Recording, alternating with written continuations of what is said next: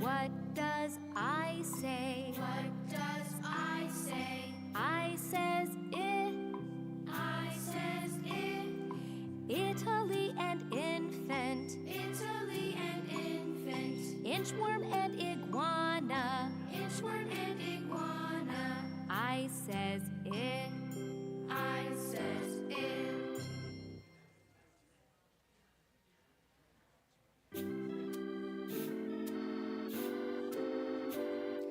Be my echo. Be my echo. O says ah. O says ah.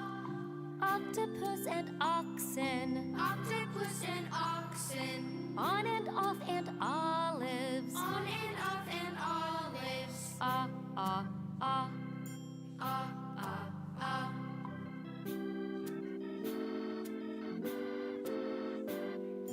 What does O say? What does O say? O says ah. O says ah. Opposite and ostrich. Opposite and ostrich. Oscar in his office. Oscar in his office. O says ah. O says ah.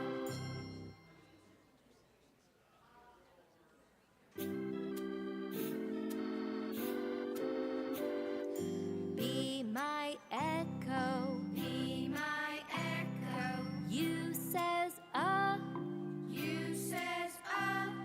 upside down umbrella. Upside down umbrella.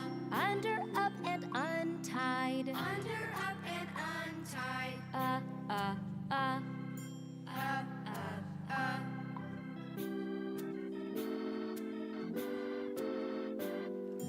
What does you say? What does you say? You says You says uncle and umpire. uncle and umpire. Underline and unlock. Underline and unlock. You says You says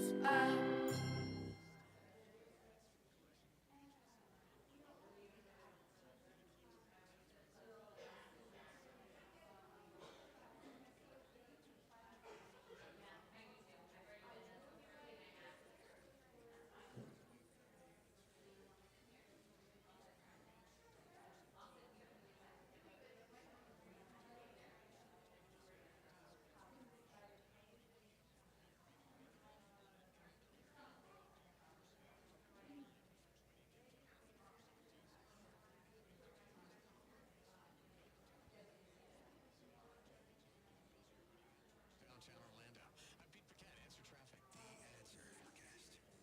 That summer roll keeps on rolling. Around 90 by noon. Chance of scattered storms heaviest in the afternoon. Highs in the mid-90s. But there's a big change on the horizon. No more July patterns of scattered afternoon storms with highs in the mid-90s. Beginning Thursday, it's August patterns of scattered afternoon storms with highs in the mid-90s. Your latest Answer Forecast. I'm Dave Rico.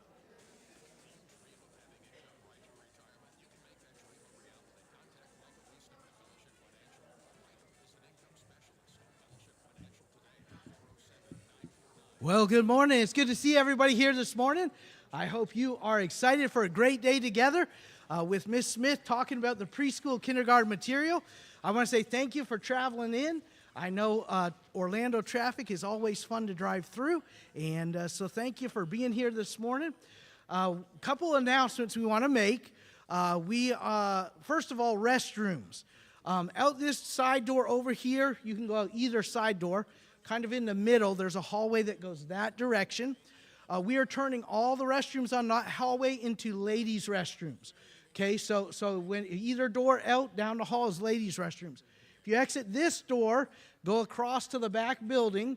In there will be more ladies' restroom and also men's restrooms are back there, okay? So you can go either direction. We tried to catch everybody coming in. Inside the auditorium today, we do ask you have water with you in the auditorium. If you have something that you brought with you, you can leave it out in the lobby area. Go out throughout the day and drink it. During break time, in the back building, we will have coffee and water and different snacks for you. So that's coming up here in just a bit as well. Miss Kim Smith has been with ABeka. I should ask you exact years now. Starting her 27th year with ABeka. And she's done it all with ABeka. She's been a teacher at the academy in Pensacola, the home of ABeka, Pensacola Christian Academy. She's taught a variety of grade levels, and she might talk about that a little bit today. She was one of our video teachers. If you're familiar with ABeka Pro Teach video series, and just if you're not, we're going to talk about it a little later, but if you're following your curriculum binder, any lesson you're teaching out of there, you can see a teacher from Pensacola Christian Academy teaching that exact lesson. So if you want game ideas, you want creative ways to teach something, there's all kinds of ways to use it. Exciting. We'll talk about it a little bit later. But she was our first grade video for a number of years. And then the Lord introduced her to her husband, and she left ABeka for a period of time and moved away from Pensacola. But praise the Lord, God brought her back. And she now travels for us as an outside consultant, goes around the country doing workshops, but also visiting schools, helping schools. And so Kim God has given her a special ability to work not just with students, but also teachers as well. She has a heart for you. She loves you, loves what you do, and she's here to pour into you today. So I hope you will receive her and receive what the Lord's given her today, and ask the Lord to use it to help you to be a better teacher this year in whatever area, whatever school you're at. As we get ready to start this morning, let's start with a word of prayer, and then I'll turn it over to Kim. Lord, we thank you for the opportunity and the privilege we have to be here today. Lord, I thank you for Miss Smith and the hours upon hours of time she's poured into today's sessions, preparing, praying that you will give her the words to say. Lord, our desire from ABeka is to be a blessing to these teachers, to encourage them. Lord, they're the heroes. They're on the front lines. They're working with these children day in and day out. Lord, what an opportunity they have this year to stretch their students academically. And Lord, I pray that you'll help them and give them wisdom as they're doing that. But also, Lord, they can affect their students eternally. And Lord, I pray you'll give these teachers opportunities throughout this year to talk to their children about what Jesus Christ did on the cross for them and how Jesus loves them and provided salvation for them. Lord, I pray you'll help us have a great day today. Those that are still coming in, Lord, please give them safety as they drive and help them to get here safe. In Jesus' name, amen.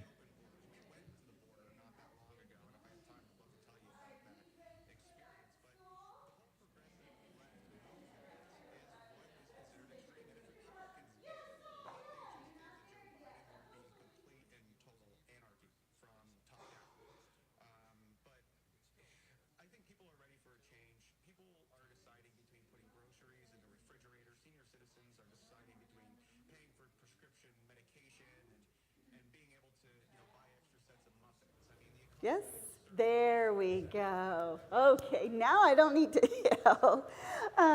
But by the end of the day, hopefully you will feel like you are ready to go back to school. And those of you that have been doing a summer program, hopefully you can just kind of compartmentalize. Summer is winding down and you're getting ready for your more academic school year. So we certainly appreciate you being here today. Let me find out a little bit about you. Who are my very first, you've never taught a day in your life, teachers, and you are going to be stepping foot into your first year. All right, good. Right here and over there. Wonderful. All right, next question. You have taught, but you have never taught using the ABeka materials before. This is your first time using ABeka. All right, can we just say your life is only going to get easier from here on out? A lot of the planning and the work has been done for you. How many of you are new to the grade level, new to pre-K grade level? Yes. Oh, look at you. Wonderful. Okay, so we have a lot of newness. Now let me find veteran teachers. Let's just go ahead and start with 15 years. If you have taught more than 15 years, raise that hand high. How about 20? 25? 30? Praise the Lord. Look at that still hand. 35? Yeah, Dr. Stewart in the back. 40? Yes. How many years, ma'am? 40 years. Is this your 40th year? Woohoo! Dr. Stewart. Praise the Lord for that. Wow. So first year teachers, look at these ladies. They have the biggest smile on their faces. Look at that. If they can still smile at 40 years in, then you found a good thing. Well, as Aaron said, by the way, Aaron and I went to high school together.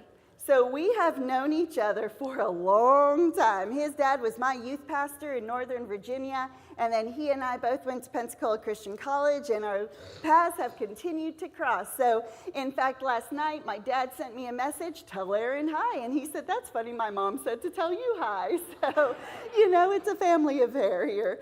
But we're just so excited about this. Let's get some of the busy work out of the way, and then we'll get full speed ahead into our meeting. In your packet of information, you have a couple pieces of literature. One is the 6 Easy Steps to Reading. We'll be using that in our very first session. The second is your certificate here. If you will fill out your information sometime today, on the back, it's just a Q&A. How did you find the training today? Was it helpful? Did you wish you had heard something else? I will tell you right now, my teachers of twos, we always get comments, wish there were more for us. You understand that twos, you know, it's not a lot of academics at this level. So we will give you helps, we will for sure, but just know at the onset that you're going to feel that you're probably the unforgotten group. And it's not because we mean that, it's just the nature of their two. And then you have your handout here, in-service training seminar. If you will open up the front cover, you will see our training program, and Lord willing, we will do our very best to keep to this time schedule. Those of you that have attended meetings with me before know the Lord just all throughout the day puts thoughts on my mind, and you will probably hear me say, well, that wasn't in my notes. I don't know why I just said that. I don't think I've ever said that before, but there's somebody in here that needed to hear it. So if you will allow me just some flexibility throughout the day, I would appreciate that. We do have a break at 10:30. Now, some of you have been traveling very early this morning. You're on your third cup of coffee. It does not bother me at all if you need to step out. You do what you need to do to be comfortable, to be attentive. If you feel like your eyelids are getting a little heavy and you just want to go stand in the back, that does not bother me at all. So this day is for you. You do what you need to do to be comfortable. So our first break will be at 10:30. I will tell you, our first two sessions will feel like the longest. They will feel like they will never end. But once we get past these two, it is smooth sailing through the rest of the day. You'll see that we will be, Aaron will come back up. Well, let's talk lunch. At noon, we will have Chick-fil-A provided for us, and Aaron will give us directions on how to handle that. Oh, by the way, at the break, there will be coffee and snacks and things like that. We'll have another break at 1:50. That's just a quick restroom. No snacks there, I don't think. And then at 3:20 is when Aaron will wrap things up. Some of you are seeking your certificate for your day spent here, so you will give Aaron this card and he will give you your certificate. You do have to stay the entire day to get that certificate. All right, if you will open up to page 4, this is our phonics, laying the foundation of reading. I like to start with phonics, primarily because as teachers, we just want to get in and do what we do, right? So we're going to do what we do through phonics, and then we're going to come back to curriculum a few sessions from now. But before we get to phonics, now that we're ready, by the way, Aaron had pens in the back. If you don't have a pen, you might want to go back there and get one. Those are the best pens ever, so I hope you did get one.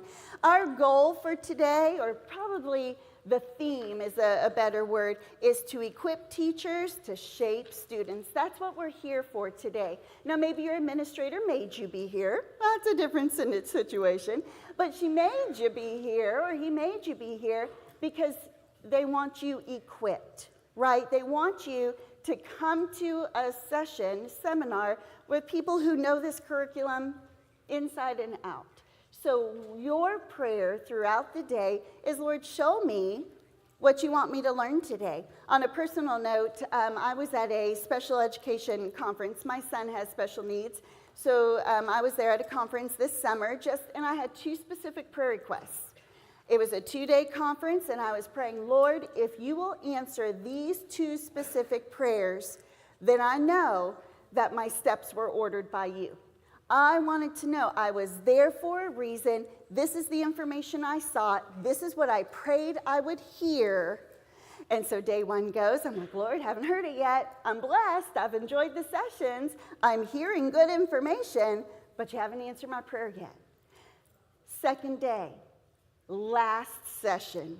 It was almost 4 o'clock in the afternoon. And this speaker said, I don't know why I'm saying this, but that's what I was there for. And I went up to her afterwards and I said, I hope you don't think I'm crazy. I said, I prayed for 2 things that I would hear. And throughout the day, I was expectant in my listening. And to be honest, I was getting a little disappointed because I didn't hear what I had hoped, the information I needed for my own self.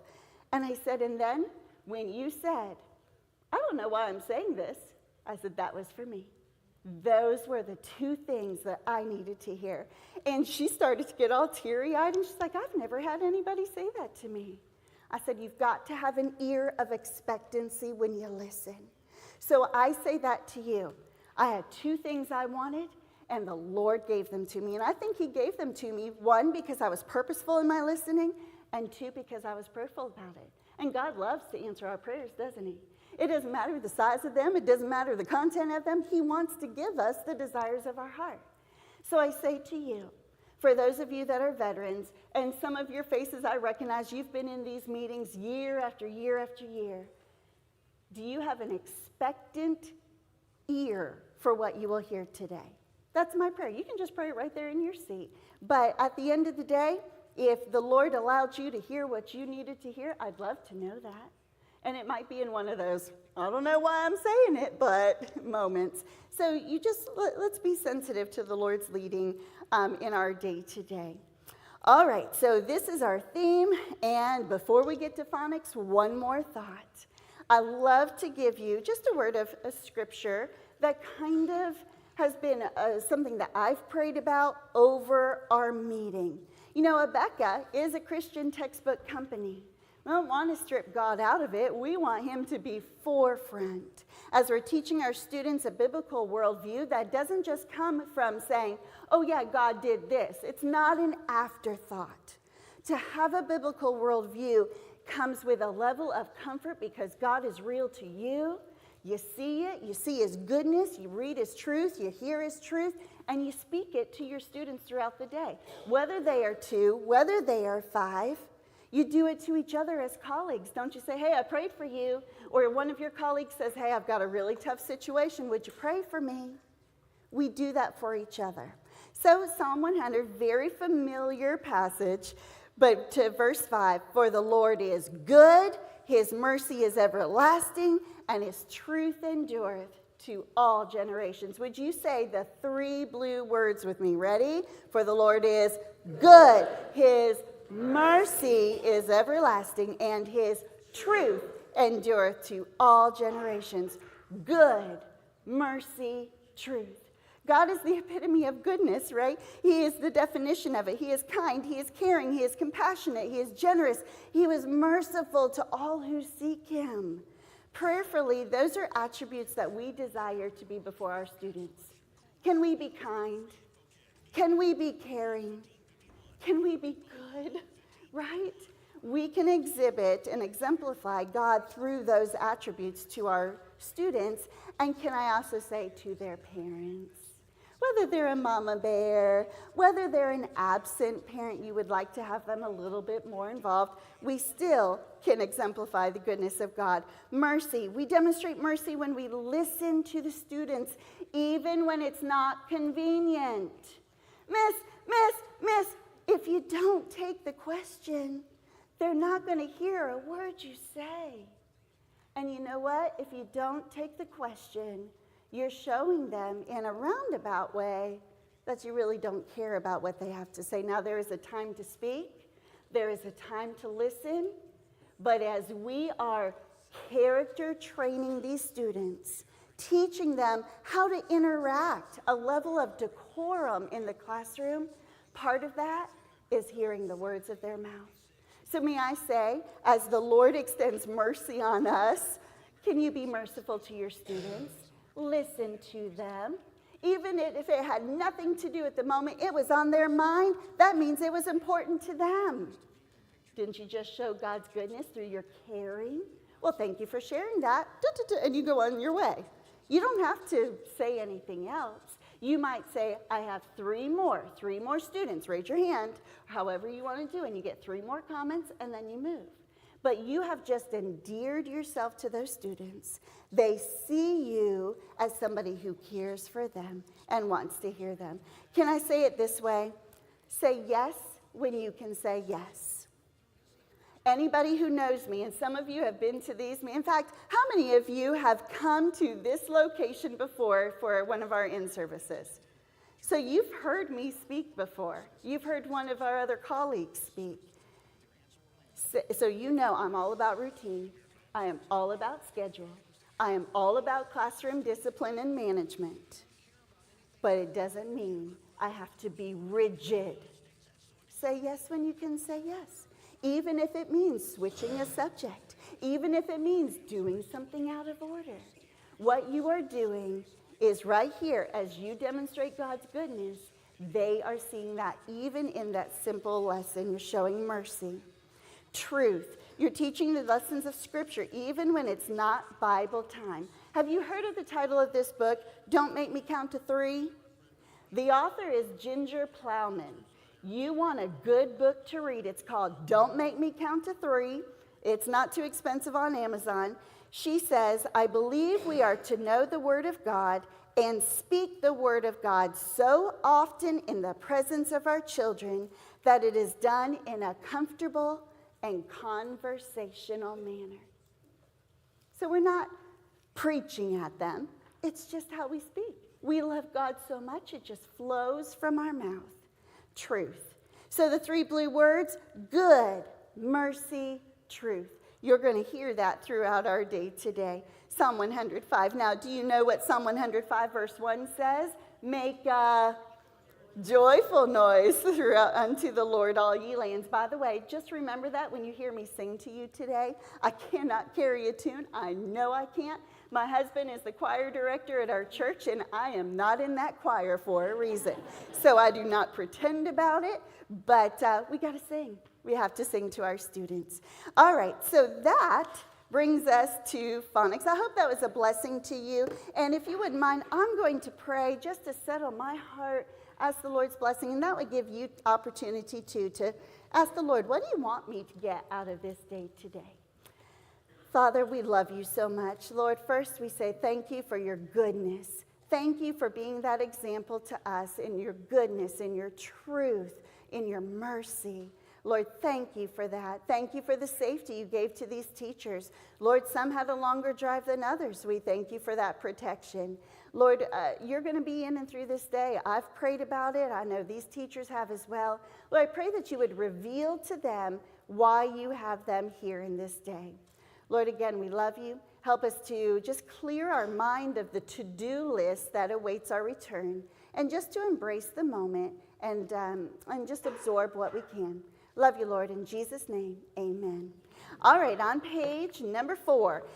Some of you are going to feel like you have to write everything down on the screen. Some of you are not going to write any notes. I say to you, you write down what means something to you. So don't feel bogged down by it. But before you get too comfortable, everybody stand. And this is a little finger play or poem that we're going to do. Of course, we wouldn't be preschool kindergarten teachers if we didn't have our little jingles. So this one, anytime I go to substitute in preschool kindergarten, anytime I go to teach my junior church children's class of the littles, I start off with this. Tap, tap, tap your feet. 1 and 2 and 3. Turn around, jump up and down. 1 and 2 and 3. Now I'm all tangled up here, so let me get untangled. All right, choose your favorite foot, because we all have a favorite, don't we? Here we go. Tap, tap, tap your feet. 1 and 2 and 3. Turn around, jump up and down. 1 and 2 and 3. Now, if somebody next to you didn't turn around, elbow them right now. Now you're going to switch your foot. Here we go. Tap, tap, tap your feet. 1 and 2 and 3. Turn around, jump up and down. 1 and 2 and 3. Stretch up, bend down, turn around, don't sit down. Stretch up, turn and smile at your neighbor. Oh, nice. Bend down. One more turn around and sit down.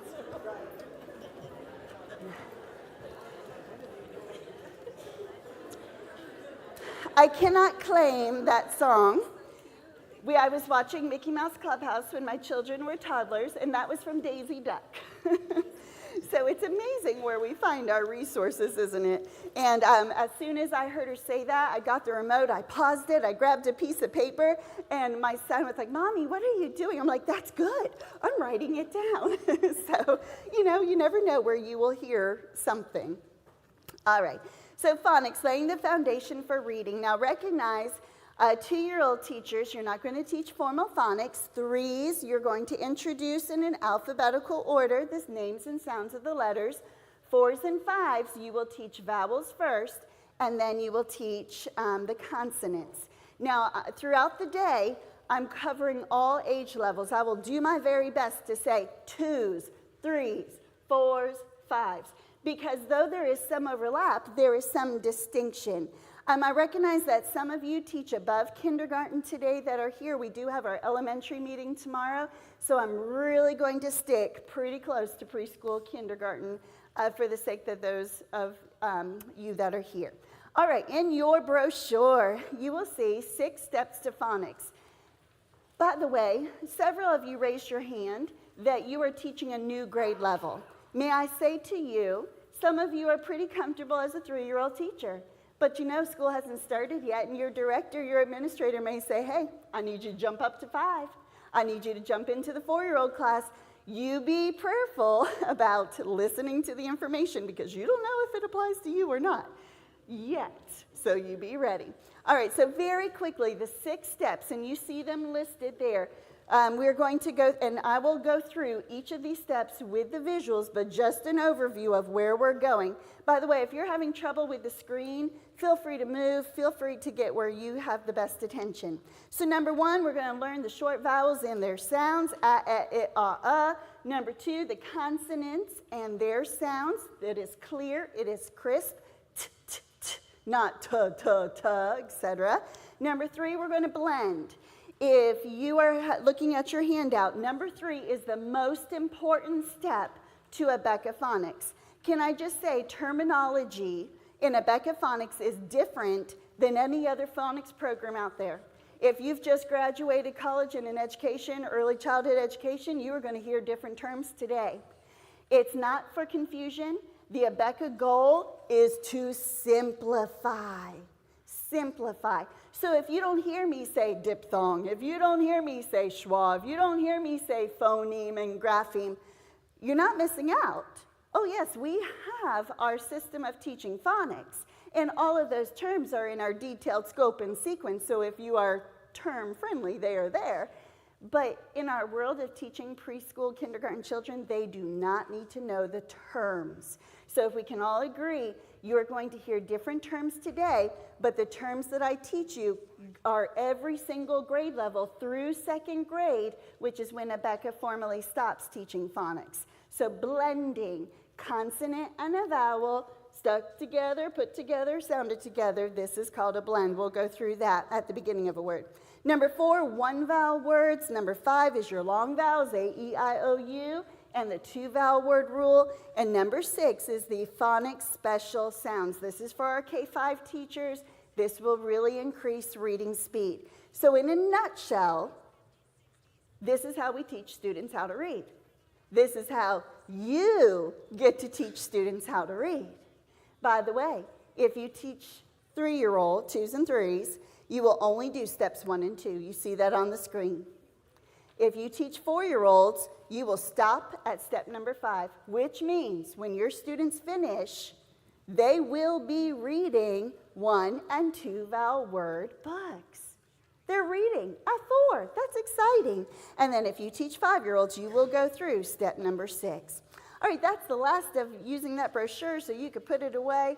And now what we're going to do is equip your toolbox.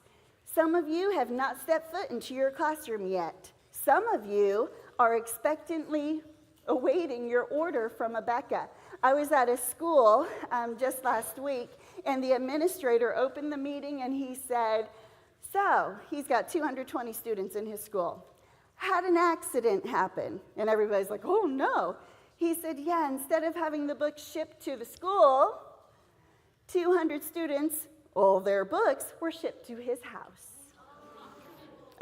Those of you that unpacked the books, Dr. Stewart, I see your reaction. Could you imagine? So he invited the teachers to come with their vehicles, and by carload, they were going to transport the books. So hopefully that's not your situation.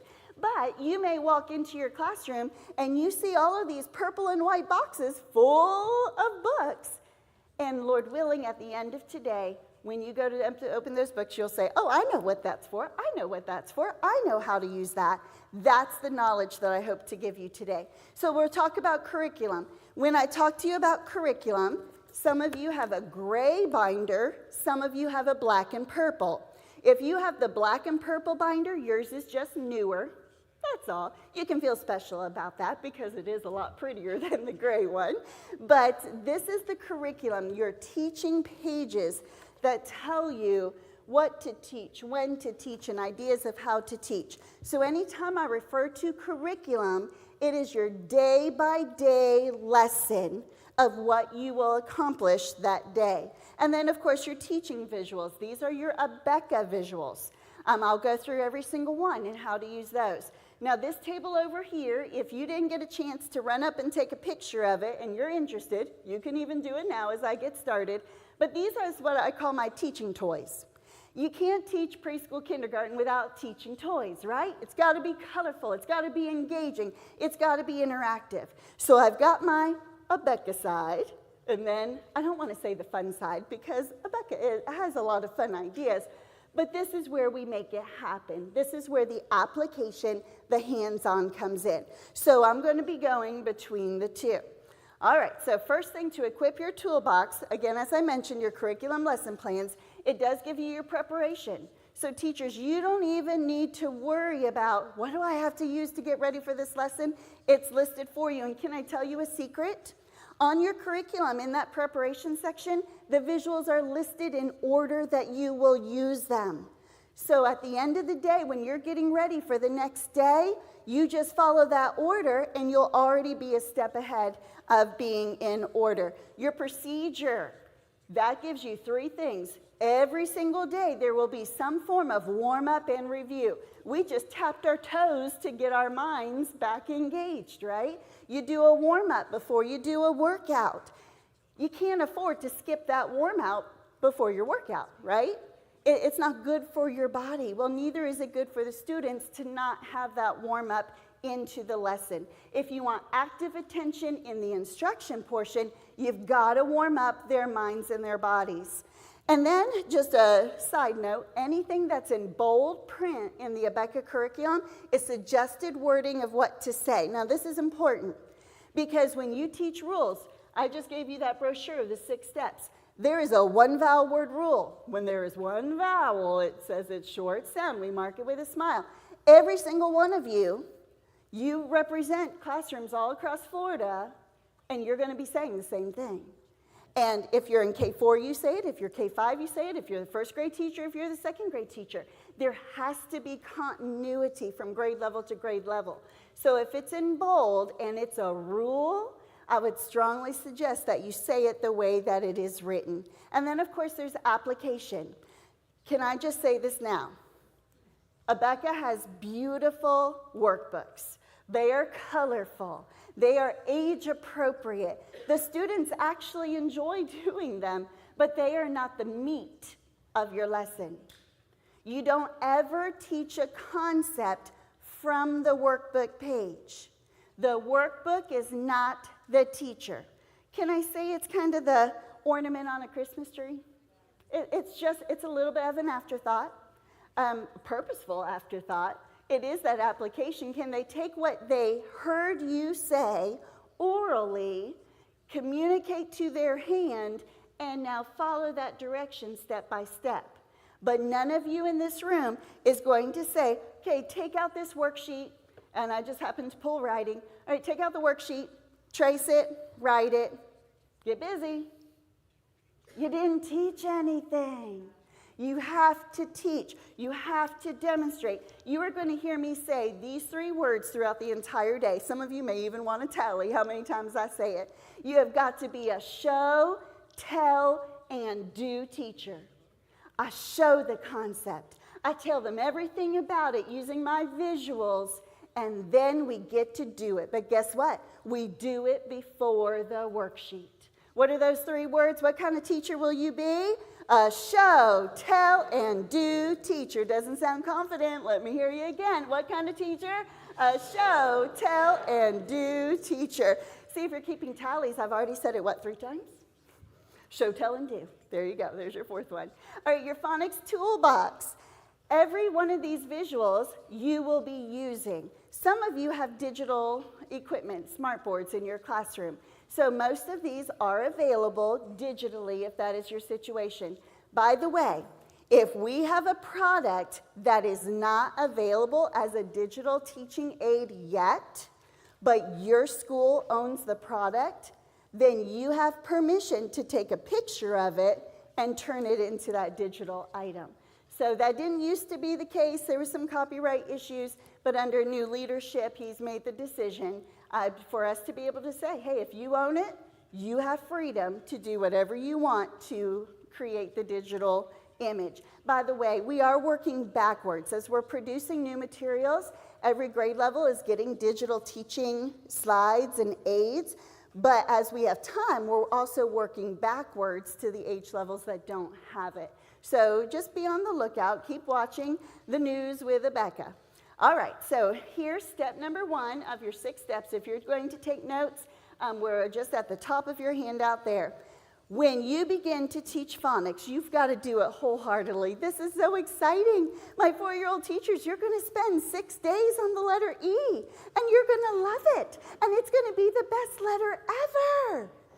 Yeah, that's right. Repetition is the key to learning, right? And the more they know leads to what they want to know. Good morning. Did you all get packets? If you will walk, or one of you walk to the back, there are packets and pens in the lobby there. All right, so this is your phonics chart. You'll see the letter, a picture, and the clue word. This is the system. Apple, It is the rule of 3s. Whenever you say a sound, you have got to repeat it 3 times. Why? You have 3 types of learners in your classroom. You have an above average learner. They're going to come to you already knowing their vowels and maybe even reading, and they're only 3 years old. Hey, that's great. But we still need to solidify that foundation and fill in their gaps. Do they know why they're able to read? Do they know why the letters make these sounds? So you have your above average. You have your average student. That's going to be the majority of students in your classroom. You teach to the average. You don't teach to the smartest student, though you encourage them and you ask higher level questions and you get them to participate in different ways, but your eye is on the average. You don't teach to the lowest student in your classroom. We call those the reluctant learners. Maybe they just haven't had exposure to academics yet, and you're the first time exposure. They're great at play, but they don't know the sounds yet. So we'll help them. So 3 types of learners in your classroom. So that first time I say A says hey, that top student has already heard it, processed it, and is ready to go. But my reluctant learner didn't even know you were speaking yet. Didn't even register. And can I say this now? I have 2 children. I have a 6-year-old daughter named Jenna. I have a 7-year-old son named Connor. Connor had a stroke in utero, and the doctors told us he wouldn't walk, he wouldn't talk, and every year I come to Orlando, and I get to give you an update on Connor. He's now going into 2nd grade, and he's doing really well, and we're so excited, so proud of him. He still has his learning difficulties, of course, but can I say the difference in his progress, because of the age levels you represent. Early learning is the strongest time. Those neurological connections, the more they hear something and that repetition, the better it will be. His therapists all say to me, he shouldn't be at this level. He's at this level because you, Mama, you work with him. Oh, I work with him. I work with him hard. You'll hear stories throughout the day. But the point is, the age levels that you represent, many pediatricians do not diagnose or label or offer help to a student who needs it until they get into that first grade level. So what that means is you may have children on the spectrum in your classroom. You may have children that have processing disorders. You may have children that have every flavor of what the world calls a disorder. I'd like to call it your opportunity. If I just saw the disorder in my son, oh, he can't do this, and just gave up, then he'd still not be doing it. But he's reading, and he's writing cursive, and he is the math champion in our household. I get to homeschool. Part of what we are still keeping up his therapy, so I do homeschool him, which gives me opportunity to work with schools throughout the year. We adjust our schedule accordingly. So I get to be right there seeing the blessing of what repetition will do. So that's just free information, but I don't want, especially my new teachers here, I don't want you to sit back and to say, oh, I've got this kid, he's not speaking. And my son didn't speak intelligibly until he was 4 years old. Okay, he didn't walk on his own till after he was 3 years old. You may have children in your classroom who aren't speaking, but I can tell you he was listening.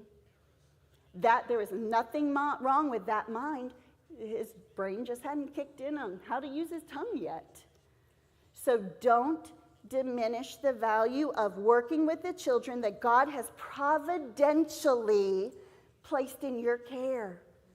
He's called you to this. He's called you to your school. He's called you to this age level, and it is no surprise to him which students are waiting for you. No surprise. So if the Lord will tap your heart, what were our 3 words from Psalm 100, verse 5? What is good? God's going to give you mercy, and he's going to show you truth through it all. And you're going to be a better teacher and a better encourager, and you are going to be that light at the end of the tunnel for that mama who is crying, saying, when is my child going to get it? You say, Kim, you are way off on a rabbit trail. Yeah, but it's an important rabbit trail.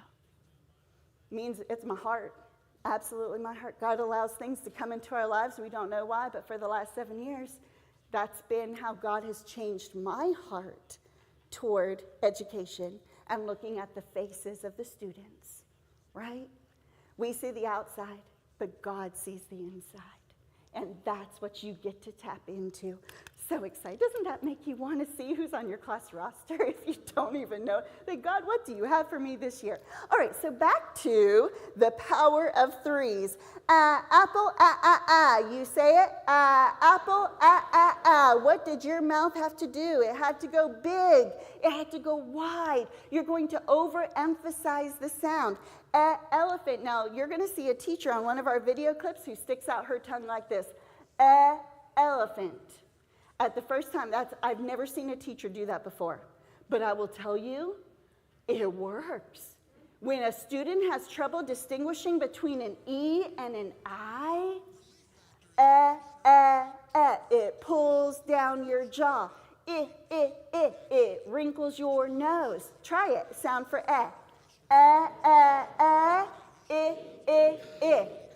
Makes a difference, right? So you're not sticking your tongues out at the students this year. It's a teaching opportunity. And then ostrich, your mouth goes round.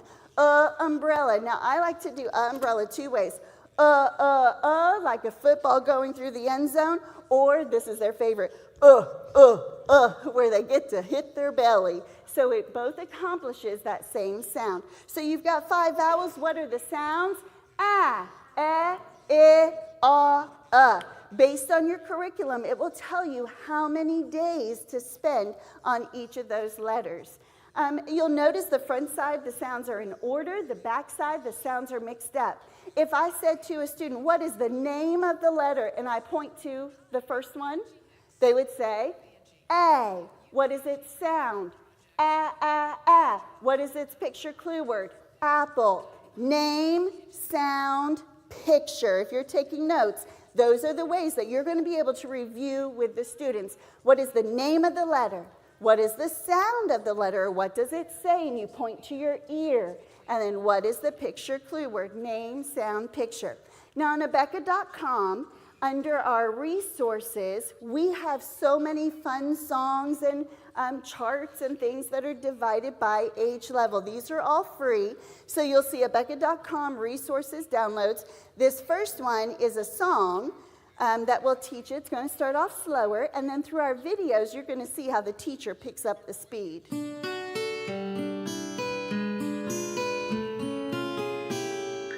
A says E says I says I. O says U says I know my vowels. A, E, I, All O, right, now you U. get to join her this time. Don't make me sing by myself. A says B says I says O says U says I know my vowels. A, E, I, O, U. All right, so let's take a visit to a 4-year-old classroom. My teachers have 2s and 3s. ABeka doesn't have recorded our 2s and 3s classroom. I will tell you, over my years, we have tried and we have failed. You cannot put all of the video equipment in a classroom of 2-year-olds and expect them to do what they normally do. It just doesn't happen. So we have video for 4-year-old program, we have video for 5s. So 4 is kind of middle of the road, so you're going to see more video for 4-year-olds today, but I think that's just a good balance. In our video teachers, the 4-year-old teacher, I think, has a cheerleader personality. The 5-year-old teacher is very calm and quiet. Both are effective. Your students get accustomed to your rate of speech. I always have teachers say, you talk so fast, talk so fast. Well, I don't talk this fast in the classroom. I talk this fast because I know how much information I need to communicate to you today. But your students will get used to you. So if you are quiet and calm personality, don't watch one of the first videos and say, I can't do that. No, you be true to who God has made you to be. Does that give you freedom? Now, it also gives you an example. How do the students respond to one personality over the other? Can I tell you? You're going to find zero difference. Okay, so hopefully that comforts you in that. I've put on the screen what age level, and I've put what lesson number. You recognize that we're teaching a lesson a day. Now, my preschool teachers, 3-year-olds, you're by the week, but lesson 17 here, we're into that 3rd week of school. Class, stand.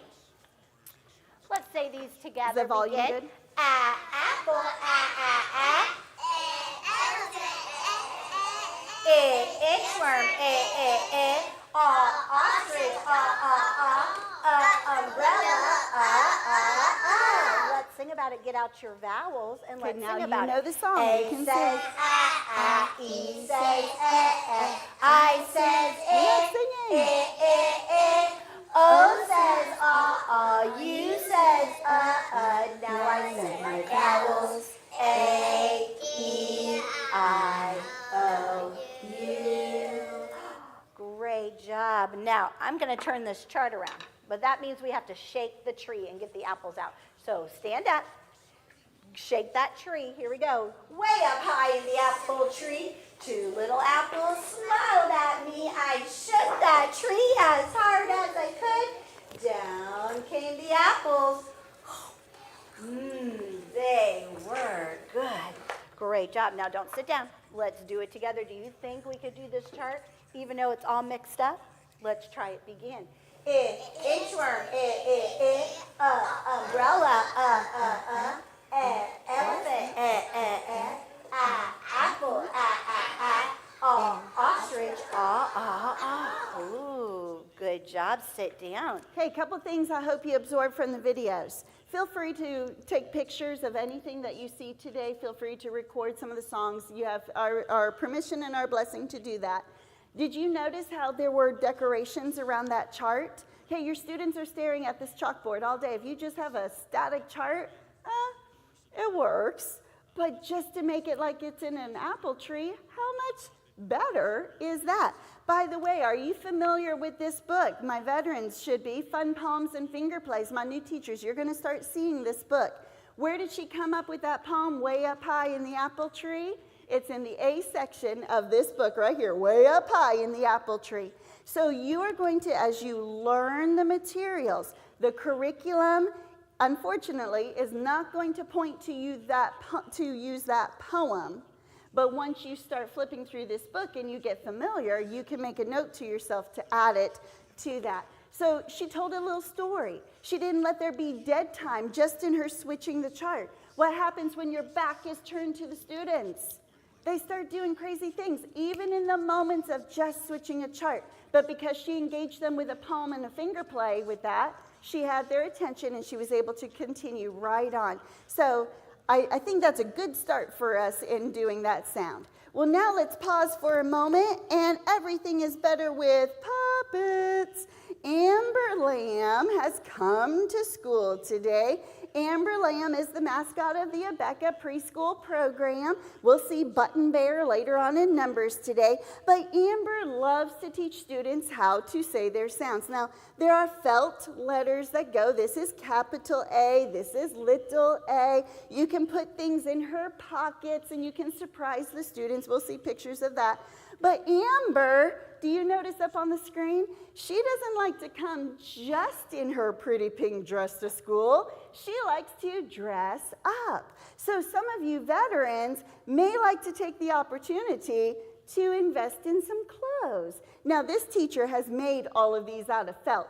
Quite honestly, I don't have time for that. But at Marshall's and at PetSmart and Burlington, you can find puppy clothes, right? These have the Velcro on them. You can decorate Amber any way you want. My daughter let me borrow this one. So you're getting to February with your patriotic month. If you had your summer program, here you can dress Amber up, just slides right over her. So have fun with Amber Lamb. She has a song, but she also encourages the students to go on treasure hunts. Can you find our letter? Maybe you have a box of items that start with the letter A sound and you're having them pull out.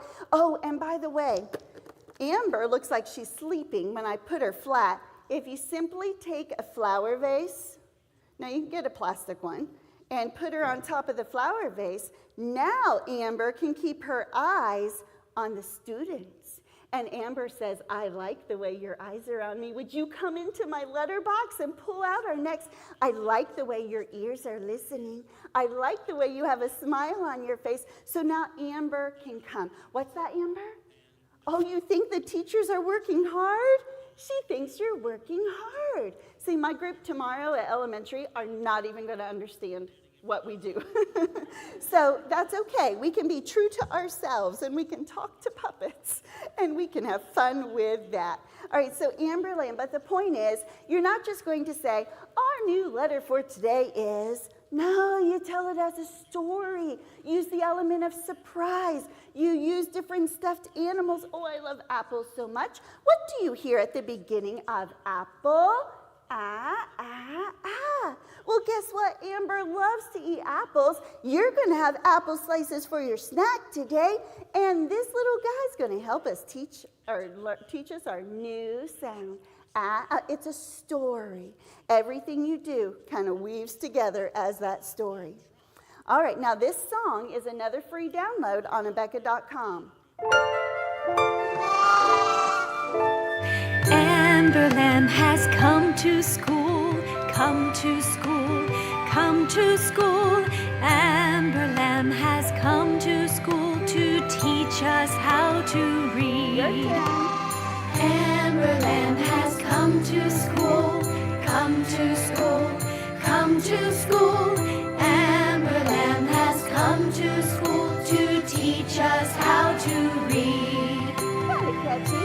Now I like to say, teach us our new letter. You can switch the words up any way you want. By the way, if you are thinking, I've seen the inventory in my classroom, I don't have a puppet. These are optional items, so they don't come in your teacher kit. If you like the puppets, it's an additional purchase above the kit. All right, so let's talk to my 3-year-old teachers. In fact, teachers of 3s, would you raise your hand up high so I can see you? Okay, so mostly right there. My 3-year-old teachers, your main teaching visual is your Animal Alphabet Friends flashcard. Now, you're on the back of our flashcard is the story of the animal. This is Alexander Alligator. Now, of course, every 3-year-old teacher, because you're teaching in alphabetical order, do you already have an alligator in your classroom? My veterans do. Even better, use your imagination. We're going to pretend that this guy is an alligator and he's got his chompers to come. Wouldn't you like to be chomped at because you were smiling at your teacher? Oh, I love smiles so much. Again, it just rolls, right? So you're going to tell the story. Number 1 advice, don't do this. When Alexander Alligator was just a baby, he was only as long as your daddy's hand. He looked like a lizard, but he grew much longer. You just tell it as a story. Already, as soon as my eyes are down, they're bored. So you can say, do you know when Alexander Alligator was born? This big guy right here was only the size of your daddy's hand. Wow, that's pretty amazing. Now look at that. He's grown so big, just like you are getting bigger. What did I do? My voice, my gestures, my object just made this story come to life. So what I have seen teachers do is take a highlighter and just highlight key words, and then you just weave it as a story. That's actually good preparation for our Bible time as well. Anything with ABeka, it's better to be told as a story. So we're going to introduce them to Alexander Alligator. They will hear the ah sound, and then I will use this card to say, this is capital A, this is little a. A says ah. Oh no, we forgot to do something. Do you know what we forgot to do? We forgot to say hi, Alexander. Everybody put up one hand in the air. Now wave it side to side and say, hi, Alexander. Did you hear how your voice just matched mine? Okay, so the more animated you are in your voice, the more animated they will be. So my 3-year-old teachers, you are teaching phonics 3 days a week, Monday, Wednesday, Friday. Your content of curriculum is the same for those 3 days. But can I tell you, if you excite them about Alexander Alligator on Monday, they're going to miss him on Tuesday, and they will be super excited to see him on Wednesday, and then again on Friday. So we have Alexander Alligator, we have Betsy Bee, we have Connie Cow. These are things that if you are looking to go to the dollar store or going to garage sales, find the animal that matches the letter, and that's a great way to start building your inventory. So we've already said our sound, that's how we're going to use the front of the card. Now the back of the card is your teaching information. There is a CD. It is not available digitally. I apologize for that, but you need to invest in a CD player or, do whatever you do to it to get it so it's not on a CD player. But it's the Animal Alphabet Friends CD. The words of the song are on the card. Listen, and then we'll sing it together. A. Alexander Alligator, Alexander Alligator. A says ah. Apple, Adam, Africa, astronaut and acrobat. A says ah. All right, get ready. A. Alexander Alligator, Alexander Alligator. A says ah. Apple, Adam, Africa, astronaut and acrobat. A says Now that's a mouthful, but you will be amazed at how quickly they will learn those words because that becomes part of your vocabulary development. So you will use this same card as you're teaching the shape of the letter, There's a story that goes along how you teach the printed letter, and 3-year-olds, you will do that. There's a fun game. There's Play-Doh. There's making teeth. So there's ideas above and beyond what the core curriculum calls for you to engage your students. There's a fun fact here. An alligator tooth lasts about 2 years. That's pretty interesting. And then, of course, our vocabulary, where you'll show the picture, you'll explain what it means, and they will come to know those terms. Now, I did get a picture of one of our 3-year-old teachers. There's a lot going on in this classroom, so if you will bear with me, I've got some arrows here. As you're thinking of setting up your 3-year-old classroom, and this would go for 2s as well, there's a rocking chair. Do you have some kind of special chair that is your story time chair? You can decorate it. You could even get a fancy pillowcase that has animals or colors and put it over the back of a regular chair to turn it into your story time chair. So this is where this teacher would have taught the Alexander Alligator story. Because it's story time, the students will be on the floor. Crisscross applesauce, they're on the floor, you're in your story time chair, they're excited. You'll see she's taught the letter R in this particular lesson. So she has amber, she has the felt, she has a little pond with the letters there. So you're creating a scene that the students will hear the story and then they can already recognize the letter. She's got a credenza at the front, a counter. Do you see all of her teaching visuals that she's using that day are in order on the counter? Some teachers have a chalk tray, some teachers have a stacking shelf. You're going to need some form of equipment, furniture, to organize your materials. Just having them laying around is not going to work, because as soon as you look for something, you're not going to find it. So have some kind of storage.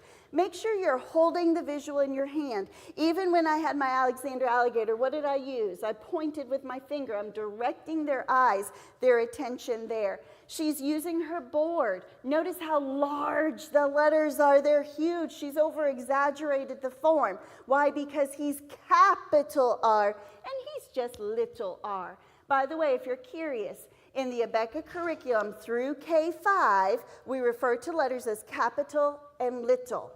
Simplicity. Once you get to the first grade curriculum, then it goes from capital to lowercase. Now, if you say the word lowercase, that's not a problem. They're going to hear it. They'll be exposed to it. But just so you know, that is purposeful in the curriculum. Now, look at this little boy. Everybody else is seated. He's not. I don't know why. Maybe she called him to the board. Maybe she had him stand to answer. Maybe he was just getting the wiggles out.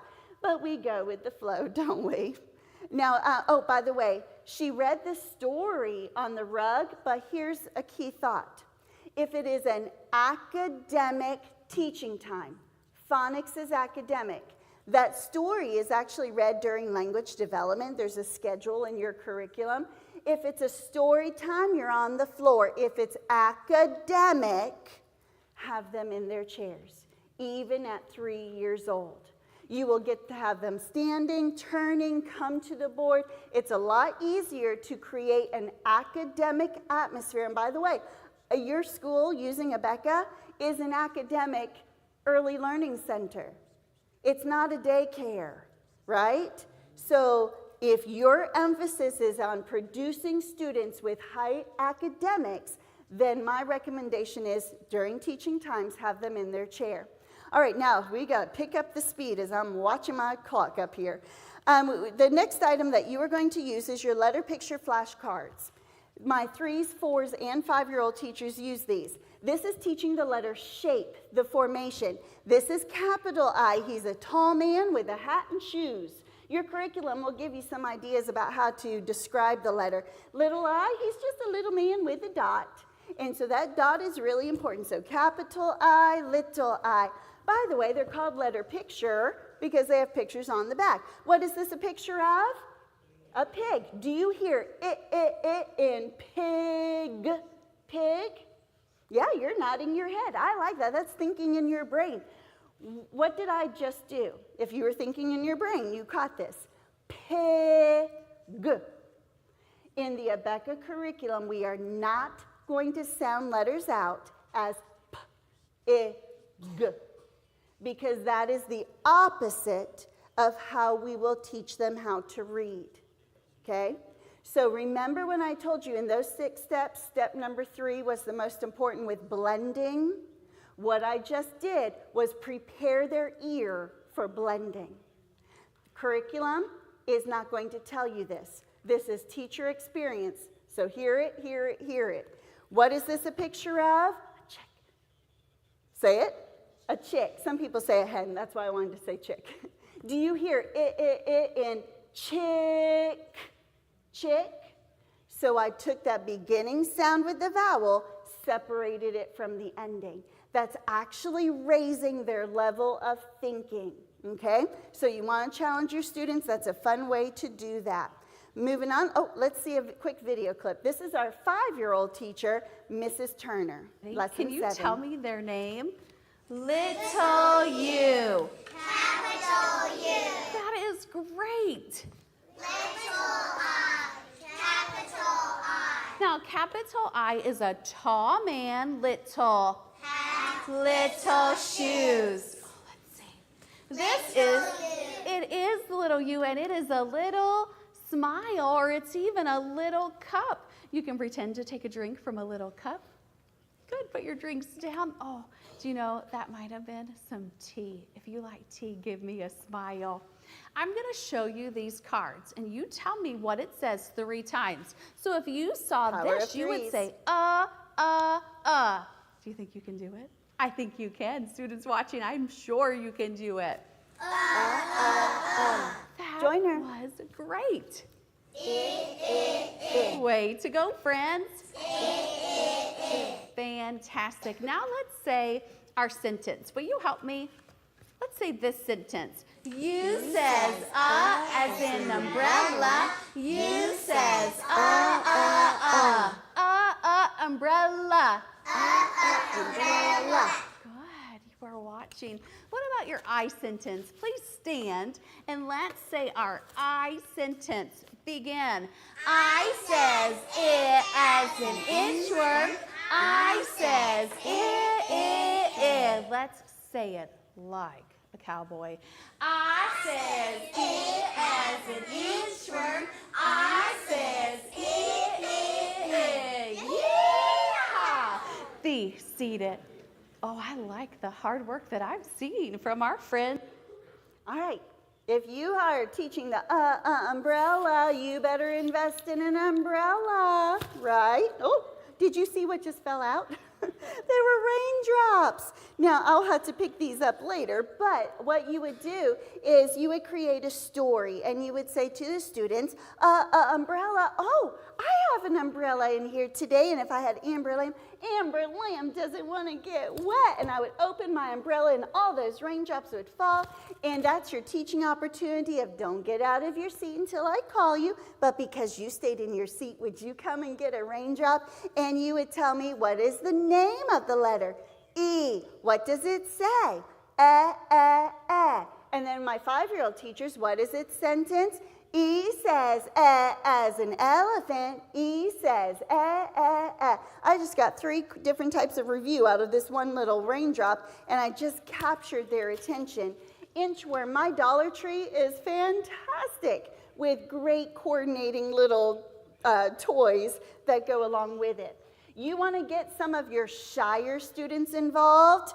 Invest in a microphone. What does he say? They may whisper it, but they're going to hear it. What does he say? And just like that, you turned on their volume, and you get to hear the sound of their letter. I've got a couple other ideas. Let me just turn on this next slide, and I'm going to try to remember to show you as we go along. The next card that you are going to use is your large alphabet flashcard. Now, many of you will have these already posted in your classroom. Here's a teacher tip. You get 1 set in your teacher kit. Do put that in the front of your room so the students can see the letter and the picture. But you may go to your director, your administrator, and ask for a 2nd set so that you can hold them and teach from them. They really do need 2. Now, do you already recognize about this little A? Some of you are thinking, why are you teaching them that old-fashioned A? We teach them 3 styles. They will recognize the type style. They will recognize block style, and then also the print style. So there are 3 different types of formations. It's not confusing to them. You're showing it to them. You're practicing them with the different flashcards. They all may look different, but they all say A. So the large alphabet, here's our name sentence. In fact, I'm going to let our video teacher teach us how to do this. She's going to transition between 2 sets of flashcards. I say you say you. I say E, you say E. I say A, you say A. I say I, you say I. I say you say you. Good, sit down. Now, inside my cards right here is our new one that we learned from, just put on your name tag, that we learned from Amber Lamb in our last lesson. You're looking for Let's the see if we A. can find it. When you see it, I want you to stand and say yum, yum. The one that we saw in our last lesson. Wonder where it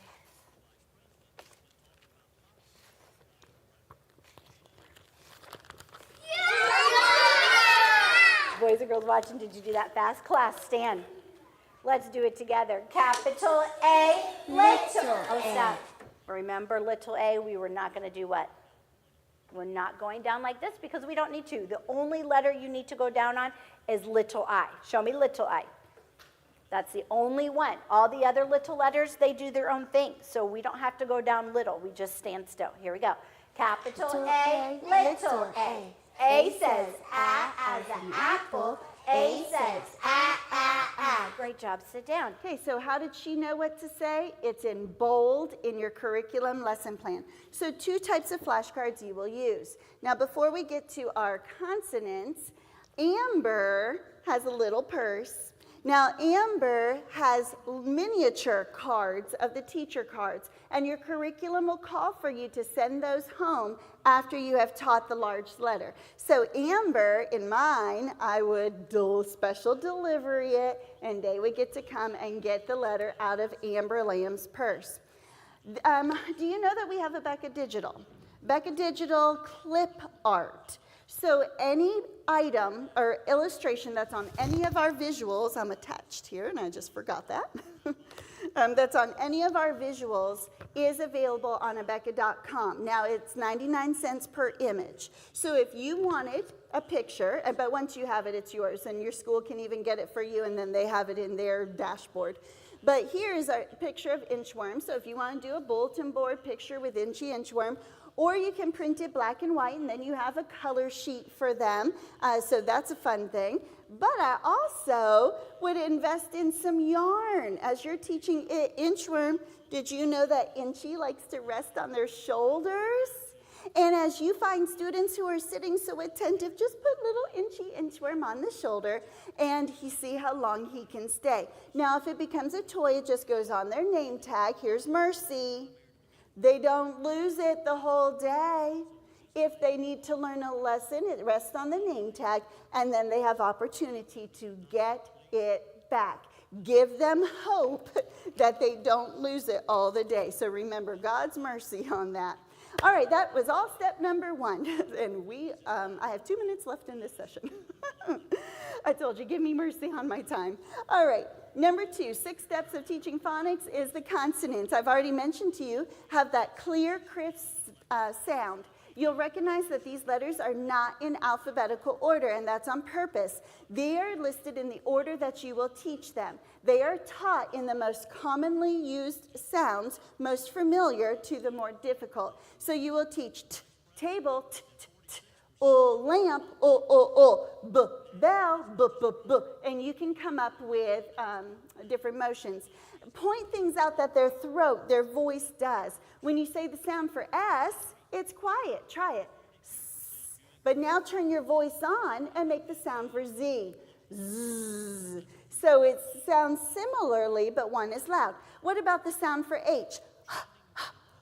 What about the sound for G? Put your hand to your throat. G, g, g. You feel it. They need to understand what their body is doing to get those sounds out. When you are teaching the consonants, you will use the chart. Now that's for 4s and 5s. 3-year-old teachers, you don't have the large chart unless you want to. Anything that you see could be purchased for your classroom. So here, just the same way that we did with Inchi's letters, I would say to you, what's this sound, or what is the name of this letter? Capital T, little t. What is this a picture of? Tiger. Do you hear t, t, t in tiger?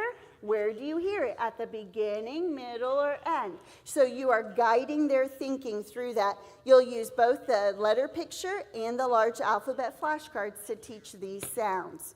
Now this is lesson 69. This is going to jump before Thanksgiving, but I want to give you a vision of where the students can go, because we spend so much time of that we don't know how they should sound mid-year. So this is where I want you to see where they go. Good, table 2.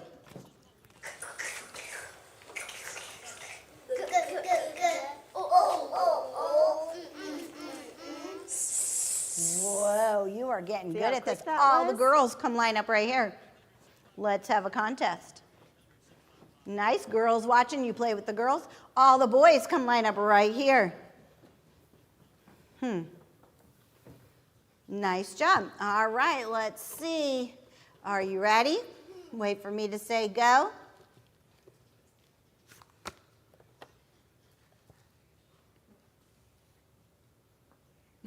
Well, Good Oakley, face. I'm glad you know it, but it's not your turn. Don't assume knowledge. It's an F. What does F say? Lauren, right here.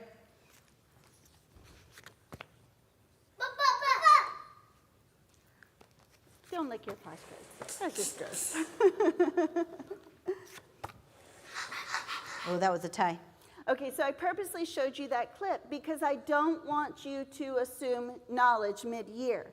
This is why repetition, review. Here it's lesson 69, and a student saw the letter F and didn't produce the name or the sound of the letter. Okay, so you've got to keep it going. Could I have 2 volunteers? And I promise you will not be embarrassed as long as you know the sounds of your letters. All you're going to have to do is go up and down with your body like this. 2 volunteers, real fast, I'll show you a game. I skip the game if I get no volunteers. Come on up, Mrs. Button. Come. Oh, thank you, thank you, thank you. Okay, so you can go first since you're right up front. You're going to stay standing.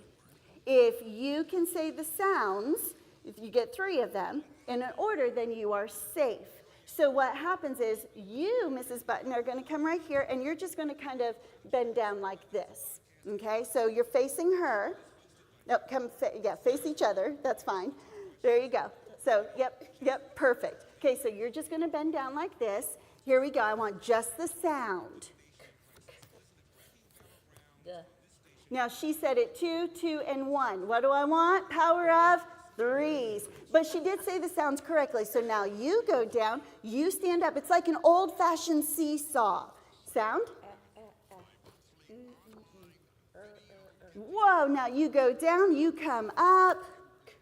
And obviously these are repeating, but power of 3s. You got it, and then you come up. So thank you, ladies, very much. The idea, you can do it. Yes, they deserve that, right?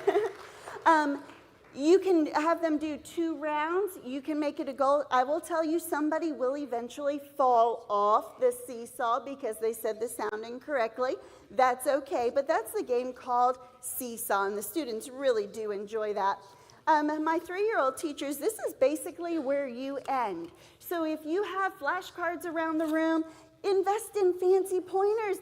In the pink shirt, you just went, oh, and that's great because they get so excited at that, and they will not tire. I bring this into 3rd grade classrooms, and they don't get tired of that.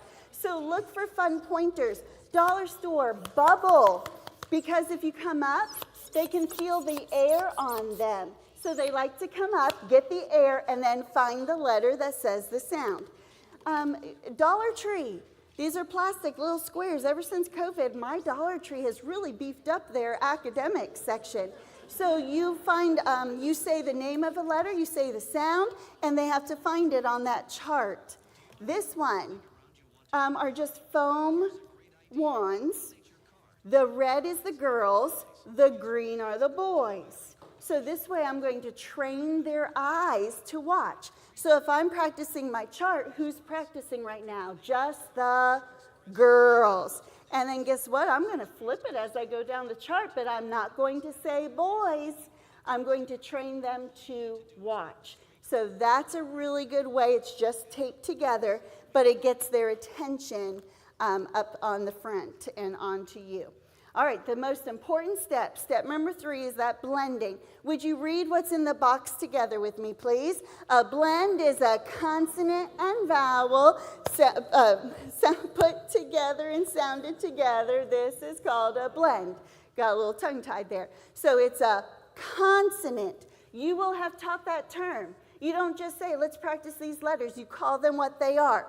Consonant, vowel. So they understand that. Put together, sounded together. This is called a blend. I like to tell them it comes at the beginning of a word. Now watch this slide. Here, that little B is just sliding together. That's really important because when you teach blends with your flashcards, I can put them as close as I can, but what's still in between the two letters? White space. For some of your students, they are not going to see that connecting letter. They're not going to hear it as a sound. They will see eh. You say, now put it together. Eh. Eh. Some of them will say eh. And you're like, nah, and they just don't get it. That really does happen, my first year teachers. So one thing that I found on ABeka Digital, you can print a little button bear. He is the mascot for numbers, so they'll see it. It has this slide. These are just bulletin board letters. So the sound for V, the, and it's just run into the vowel, and that helps them make that connection. Now, if you don't have button bear here, what can you do? Well, do you have magnets that you can run together? Do you have foam letters that they can run up together? Now this one is an alphabet train. Quick story, I know my time is already going. My son, for the longest time, could not blend or would not blend, I don't really know. But I would say to him, T says t, t, t, t, ta.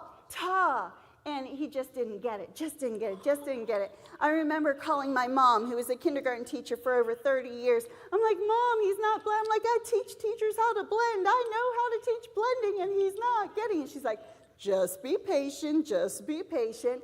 So one day he was at the kitchen table, and I had these alphabet train cars, and he was just rolling them together. I was in the kitchen. You know what he did? Ta, and he made them crash, and then he connected it, and he went ta, ta, ta.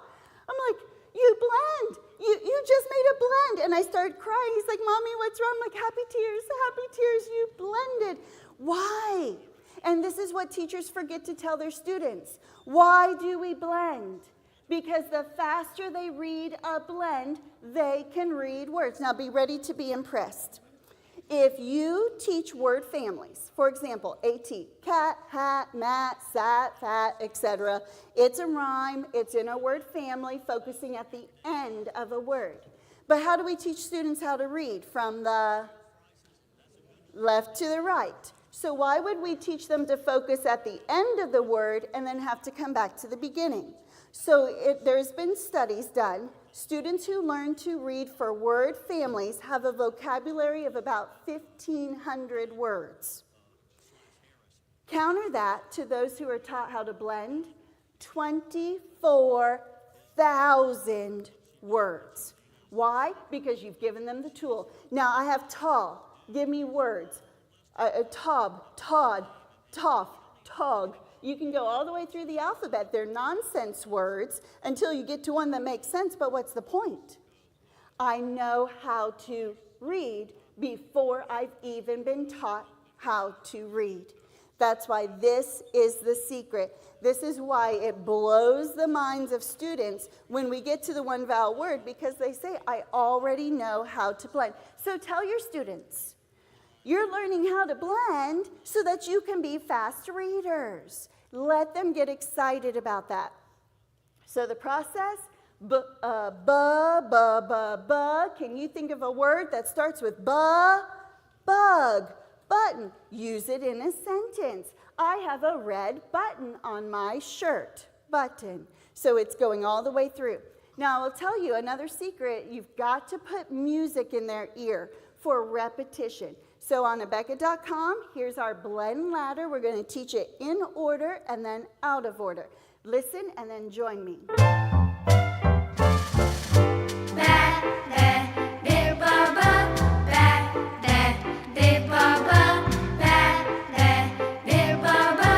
I can read blends and so can you.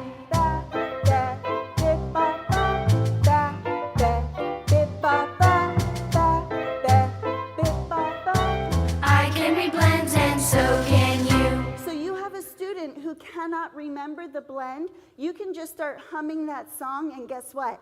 They fill in that blend and they start learning that very quickly. And then you'll add consonants to the ladders and they'll be so excited to read words. So even before the one vowel word rule, I put this word up on the board. The curriculum will tell you what words to put up on the board. Is there a blend in this word, yes or no? Now you can teach them sign language. Yes, no. And that way they can all respond to you without shouting it out. So is there a blend in this word? Yes. Where is the blend? At the beginning or the end? At the beginning. Call a student up to come circle the blend. Guess what?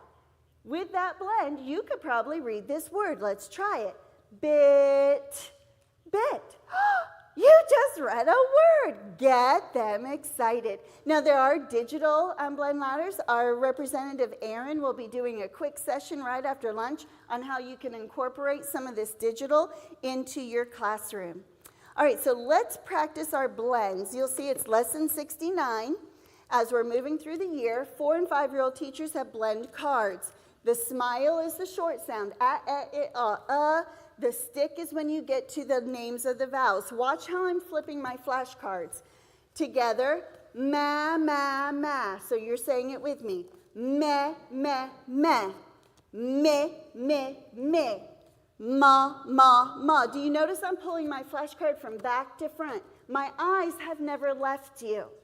If I go from front to back, my eyes are on the flashcards and not on the students to see if they're participating. So first year teachers, just get into the habit of going from back to front.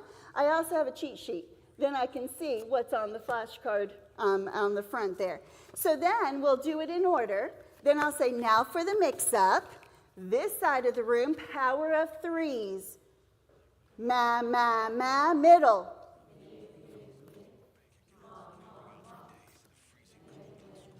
Contest between this side and this side. Oops. I heard it over here first. You said ma, ma, ma. So then this side of the room, I would train you to give them a wiggly thumb up because a wiggly thumb up is more encouraging than just a plain old thumb up. So you make it wiggle. These are your blend cards. Let's watch what the teacher does. Let's with count them. the girls. Begin. 1, 2, 3. Count the boys. 1, 2, 3, 4, 5, 6. Girls, tell them hip, hip, hooray. I like how you did that, girls. That was having good team spirit. Good job, boys. You may be seated. Way to go. That was hard work. Tell me what a blend is. A consonant. And the vowel put together, tag together. This is called a blend. Last stand. Let's do our blend ladder that we learned in our last lesson. Begin. J, a, ja.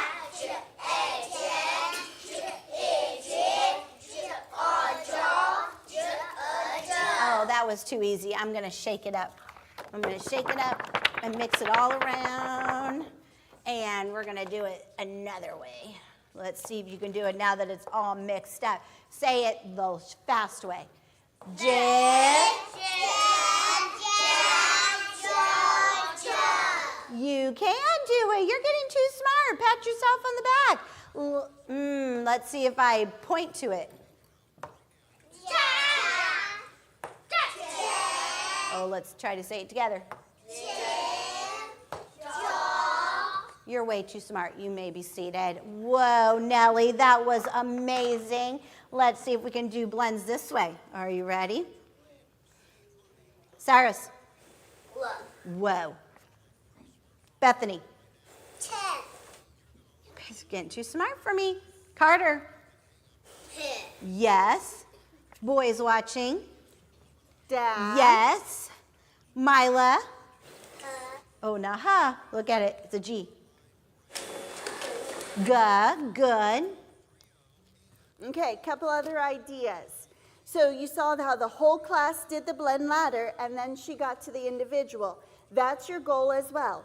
Whole class, group, individual practice. Because it's when you get to the individual, they can pretend knowledge, but when you ask them by themselves, that's when you realize, they really didn't get it. Okay, I love sticky notes. Love Hobby Lobby. You can really create themes. So what I would do with these, I put blends on the little paw prints, make a pathway around the room, call the students, and they get to hop on the path or read a couple blends, and they get to take the steps that way. They get to call a friend. So if you can use your imagination, I have a pathway, and I spread them out around the room. So the first student reads these 2. Then she calls you as a friend. You start right here, and you read the next 2. Then you call a friend, and then they read the next 2. You get the idea of how you're going around. So your students are going to love the ABeka visuals, but they will love these more because they're out of their seat. They get to go pathway in the room there. This, again, use your imagination. If you have your own children and they're past the toddler age, take their toys. Now, my children, they know that Mommy loves teachers very much. And so even coming through this trip, my son said, Mommy, do you think your teachers would like this? And he's bringing me his toys to put to the table. So some of these I don't actually use in the classroom, but they're for the sake of my son who wanted to share his toys. I thought that was very nice. But here, obviously, it's a fish bowl. But could you take a straight pen, take your sticky note, write a letter on the sticky note, and then stick it with the straight pen.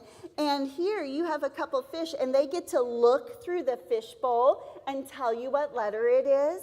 Okay, are you getting your imagination of how your lessons come to life with the teaching toys?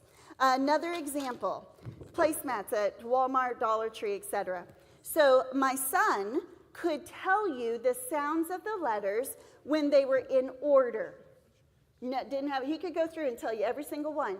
But as soon as we mix them out of order, he would get lost. So I'm showing the letter picture flashcards. This is going back to just sound, so my 3-year-old teachers as well. I would show an L, and he would just look at me.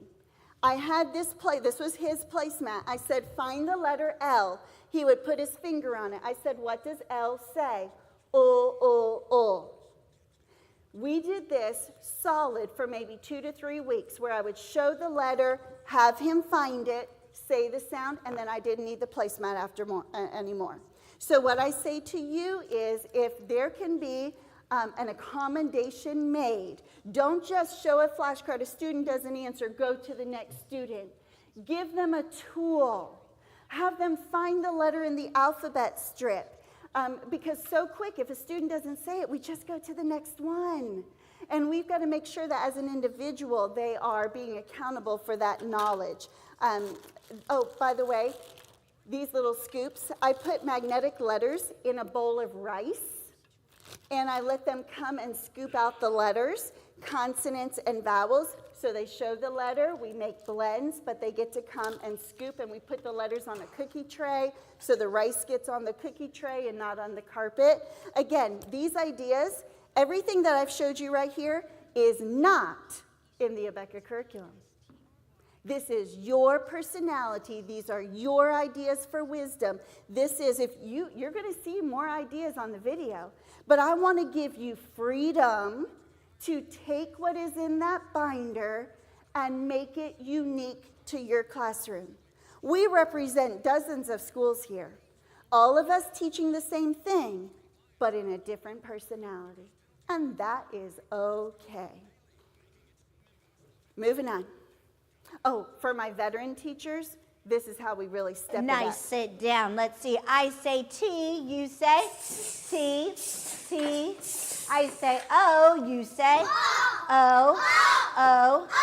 I say T-O, you say T-O, T-O. Wow, good job. I say B, you say B, I'll hear B. you. I say A, A. I say B-A, you say B-A, B-A. Ooh, let's see. Okay, your above average students will love that. Don't expect your reluctant learners to be able to do that. But remember, you teach to the average, so you're working both ends of the spectrum there. All right, step number 4. Do you see how we're all building, but we're engaging the students as we do it? Would you join me in reading the one vowel word rule? When there is one vowel in a word, it usually says its short sound. We mark it with a smile. So if a student looks at this and can say hat, praise them. Don't make them sound it out if they can already read the word. If they can't read the word and they do this, at, stop. What's the blend? Because if you let them sound out individually, you've missed the foundation of the blending step. So what is your question? How many vowels are in this word, class? 1. How do we mark it? With a smile. Let's sound it out. Hat, hat. And that gives them strength. By the way, anytime you practice these blend cards, every now and then, I should say at least 1 or 2 cards, say, can you think of a word that starts with ma? Can you think of a word that starts with mid? Let them get that connection. So with our one vowel word cards, they can find blends. They can tell you the vowel sound. Of course, phonemic awareness is always on our mind, meaning can they hear the distinct sound? You can still accomplish that even with the blending. But take a look at this card in red. What is this word? Bed. But some of your students are going to say dead. Why? Because they mix up the B and the D. You gotta give them tools. You can't just say, no, that's a B, that's a D. What letter does this look like? A B. It is the bat hitting the ball. The tall stick comes first. This is a dog chasing a stick. See, he's decapitated. Here. This is all ABeka Digital, but I got to cut the body off. But here, it's the dog chasing the stick. Maybe some of you have heard the doorknob opening the door, the dish going into the sink. But I will guarantee if you keep this visual or something similar up on your board, then all you have to do is point to it. Is it the bat first or the dog first? It's the bat. What is the word? Bed. So now I've just helped them to be independent in those skills. By the way, you see a sample worksheet here, again referring to phonemic awareness, the letters V and N, what vowel makes sense. So this is your opportunity to break apart the words if that is your goal. Long vowels, step number 5, these are the easiest, A, E, I, O, U. We've been saying their names the whole time. What gets difficult is this rule. Why? Because for so many lessons, they have done the short vowel sounds. And now you're making them think again, right? They kind of got lulled into that knowledge, and now they're thinking. 2 vowel word rule, let's say it. When there are 2 vowels in a word, the first vowel says its long sound. The second one is silent. Now, to my reluctant learner, long sound means nothing. What's another way of calling it? Their name. You have a name, I have a name. What is the name of that letter? A. That's its long sound. So if you have a student having trouble with that, call it what it is. What's the name of the letter? Now, some of your students looking at this word are going to sound it bat, because they're going to forget to apply the 2 vowel word rule. So you don't correct them, you coach them through. What are your questions? How many vowels are in your word? 2. Well, how do we mark it? With a stick and a slash. And then let's sound it out. Boat, boat. And then they can have that success. Don't do the thinking for them. Guide them with these leading questions. Be consistent with that. You might want to take a picture of this song. This is to the tune, Are You Sleeping? When you have your vowel cards that stick on the back, it says its name. So I see two vowels, I see two vowels, I say one, I say one. The first one does the talking, the second one is silent. I see two, I say one. So it's, and this is why I'm not in the church choir, but you get the idea of how that would help them. Now I see that I just skipped something up here, so I want you to imagine my button bear slide again. One vowel word, dad. So let's sound it, dad, dad. So just like you taught to blend, you can teach one vowel words. These word cards also contain sight words. Okay, ABeka doesn't use 100 easy sight words. In fact, you're only going to learn about 5 of them in the kindergarten years. A says, When A is in sight word, when A is by itself, it says, the. Okay? We're not going to get all technical. When THE comes before a word that starts with a vowel, it says the.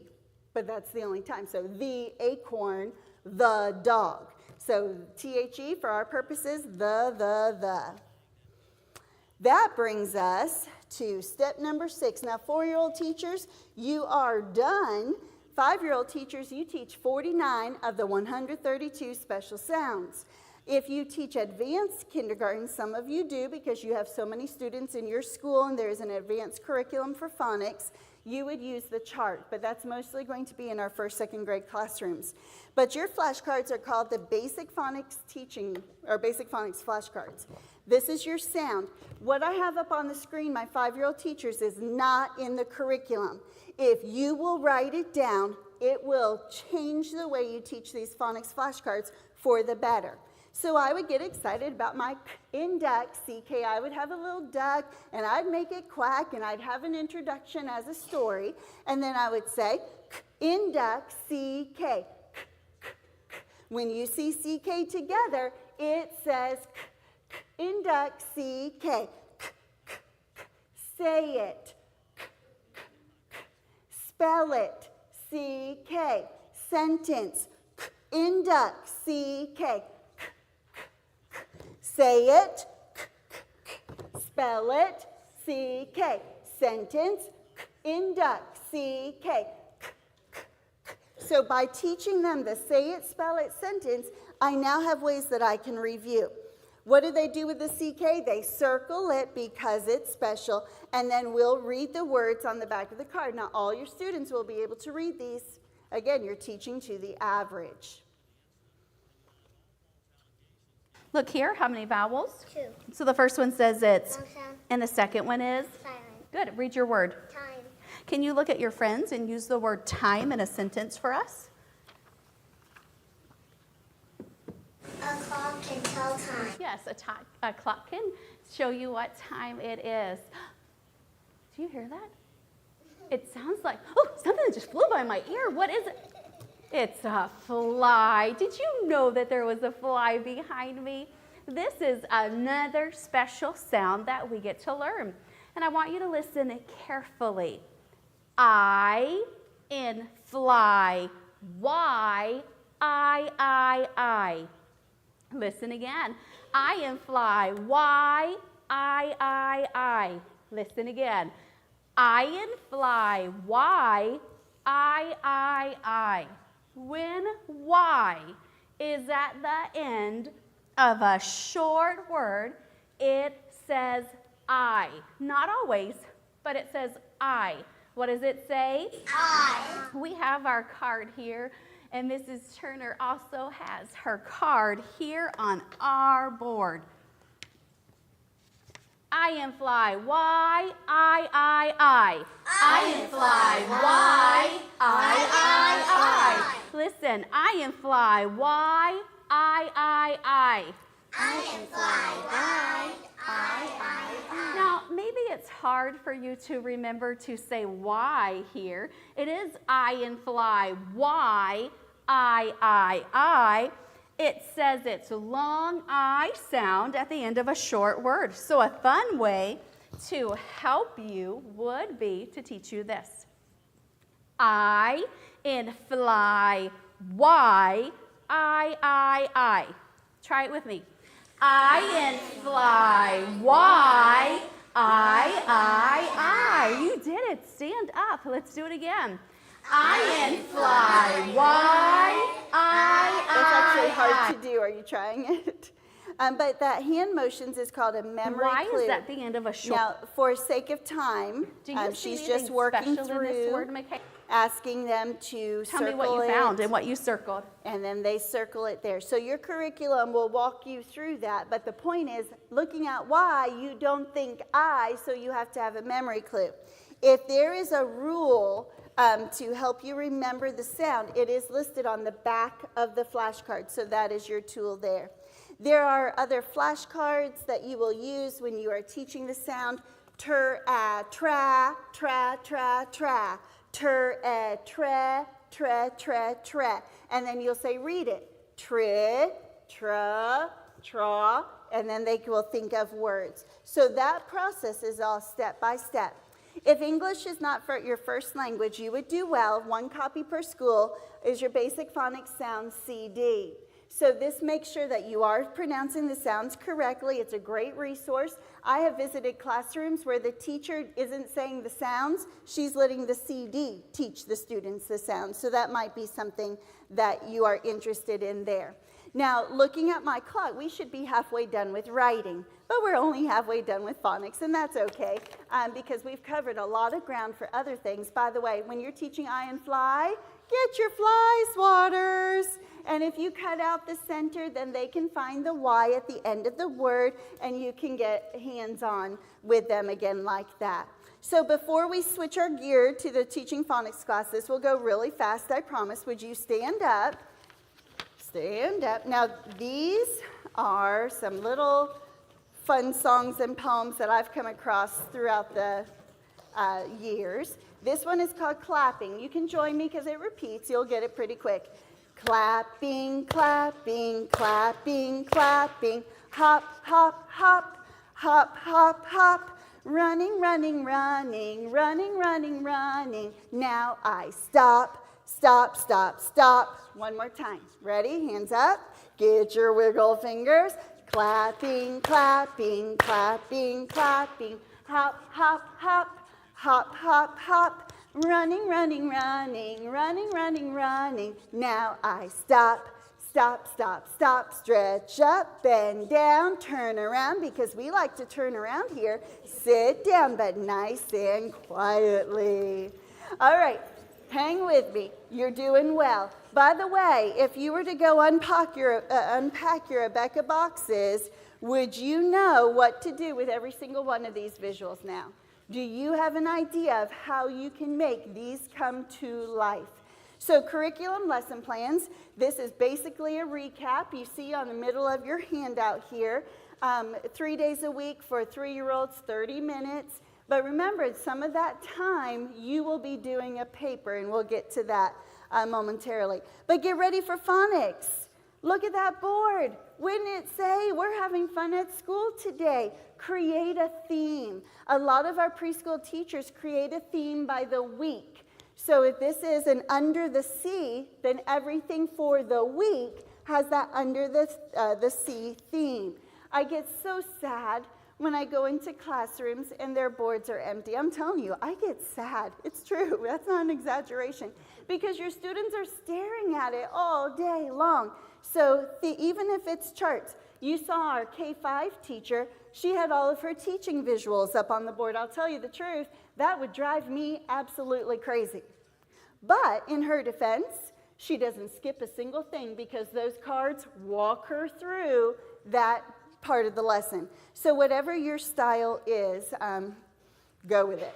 So we've seen our procedure, you've seen warm-up, review, instruction, application. You know that the words in bold are rules. Follow your lesson plan in order. It's just going to build, so if you keep it in order, it'll make sense. And then what I've not done is watch my clock, although I am watching it, and I see it moving faster than I want. Your oral review, these 4 parts on your handout, you will see in every single one of your class. Do we understand the power in review, yes or no? Yes. It builds their confidence. So you've got to think in your brain. By the way, that's a good phrase to say to your students. Think in your brain, and what they will do is they take their finger to their head, and when their finger is busy, then their mind is busy. How can I involve the whole class? How can I get it to a smaller group? How can I get to the individual? And then we've seen how songs are used, flashcards, poems, contests. We've seen that already today. So let's get another video here. If you can say your sound, say it now. If you can say your sound, say it now. If you can say your sound, then turn yourself around. If you can say your sound, say it now. Good job. If you can say your sound, say it now. If you can say your sound, say it now. If you can say your sound, then turn yourself around. If you can say your sound, say it now. Way to go. Okay, that's an idea for review. Here's another one where you have students, you get your little visuals and you write letters or blends on them. I like to take puzzles. Students love puzzles, right? But I have them face up. I usually, if you were to see me teach, I always have something on the floor. They love to get up out of their seat and get off the floor. So I would spread all these puzzle pieces on the floor, and I would call students up. They would pick their piece, they would read the blend, and then they would try to find the match of where it goes on the puzzle. Next student I call, now this is a 1-vowel word rule. They would read it and they would try to find it. Here it's just the letter. What is its name? What does it sound? Can you think of a word that starts with that letter? So your reviews are what you want to make them. For example, I have fish right here, and these fish have paper clips.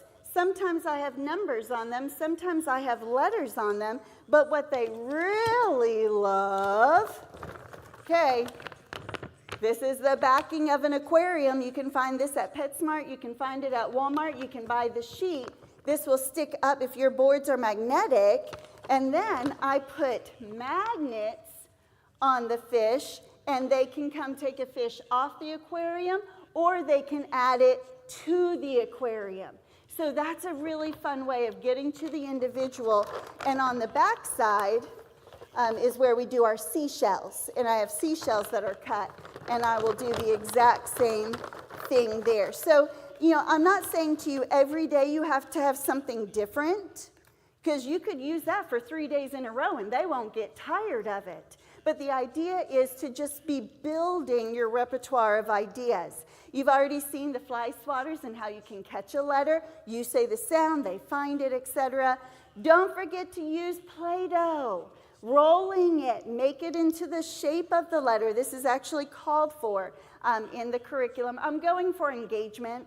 I get to speak at school conventions, and one of my workshops is called Attracting Attention and Keeping It. That's where my teaching toys come into play.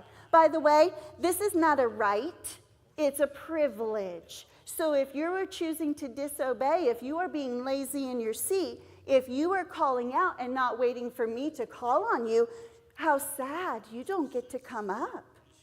I will look for you to have your eyes on me. See, you just did. Would you come on? And so I can turn that situation around. But I'm going to try to get variety. And even that student that's full of discipline problems, make it to come up once, but I'm not going to use it as bribery. If you sit nicely, you can come up. No, I'm going to catch him sitting nicely. I'm going to catch him with his eyes on me. I'm going to catch him with his listening ears. If you will write down this phrase, you're going to see it somewhere else today. I've been caught doing right. So catch them. This is a blessing that they get to participate. I caught you doing what I've already asked you to do. You were faithful to do it. Okay, On the front cover of your handout, if you'll take a quick peek, you will see that right behind the teacher, she has board boxes. Everybody, when you set up your bulletin boards, you're going to have leftover bulletin board or border. Use those to build frames. Now, a little bit bigger than this. I just have mine small for traveling purposes, but a little bit bigger. And then you see that they've got magnets here. We're going to see this in some of our videos throughout the day. But here, I could call an individual letter. I could say its sound. I could say its name. I could have them make a blend. Now, here's where it gets really exciting. I call 2 students. I have them stand at the front table. I say, on your mark, get set, go. They have permission to run. Yay, right? See, if they're crisscross applesauce on the carpet, they don't get to run. Teaching time in their chairs. So they get to run to the board. They put the blend together. They fall to the floor. And the first one who falls to the floor gets to tell me what the blend is, and then we'll say, is he right or wrong? Not only will do that if he's right. I learned my lesson. I was subbing in a class, and I said, is he right or wrong? And the student said, he's wrong. I'm like, ooh, I don't like that. So if you're for sure that he's right, then you can say, is he right or wrong? And they get excited about that. So another way for student engagement, proving individual knowledge. Here to the tune of Thumpkin, you have letters all over your board. Where is little B? Where? That's not the right tune, but you get the idea. He's right here. He's right here. What is his name? What is his name? Little B. Little B, or what does it sound? So some variety there. Number 2, your instruction. We've already seen how the curriculum, you see all those arrows? That curriculum is pacing through every single thing I've already taught you to do. So you just have to read it. You just have to do it. Okay?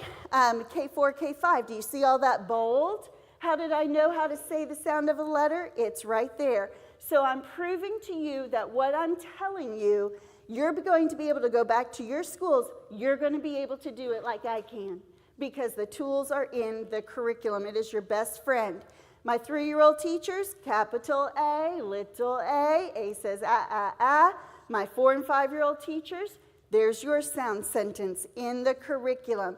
When you're teaching the sound, you describe the letter. We've seen all of these things before. So this is just, in a nutshell, what you will do. One thing we've not seen are the charts. These are called the board games. Learning games, phonics charts, and numbers charts and games. They all come with a booklet for additional ideas on how to play the game. If you have never seen this booklet, you can order it online and get just the booklet. So that's a good help to you there. But this is for student engagement. They add pieces to the chart. They take them back to their name tag. There are digital versions of them.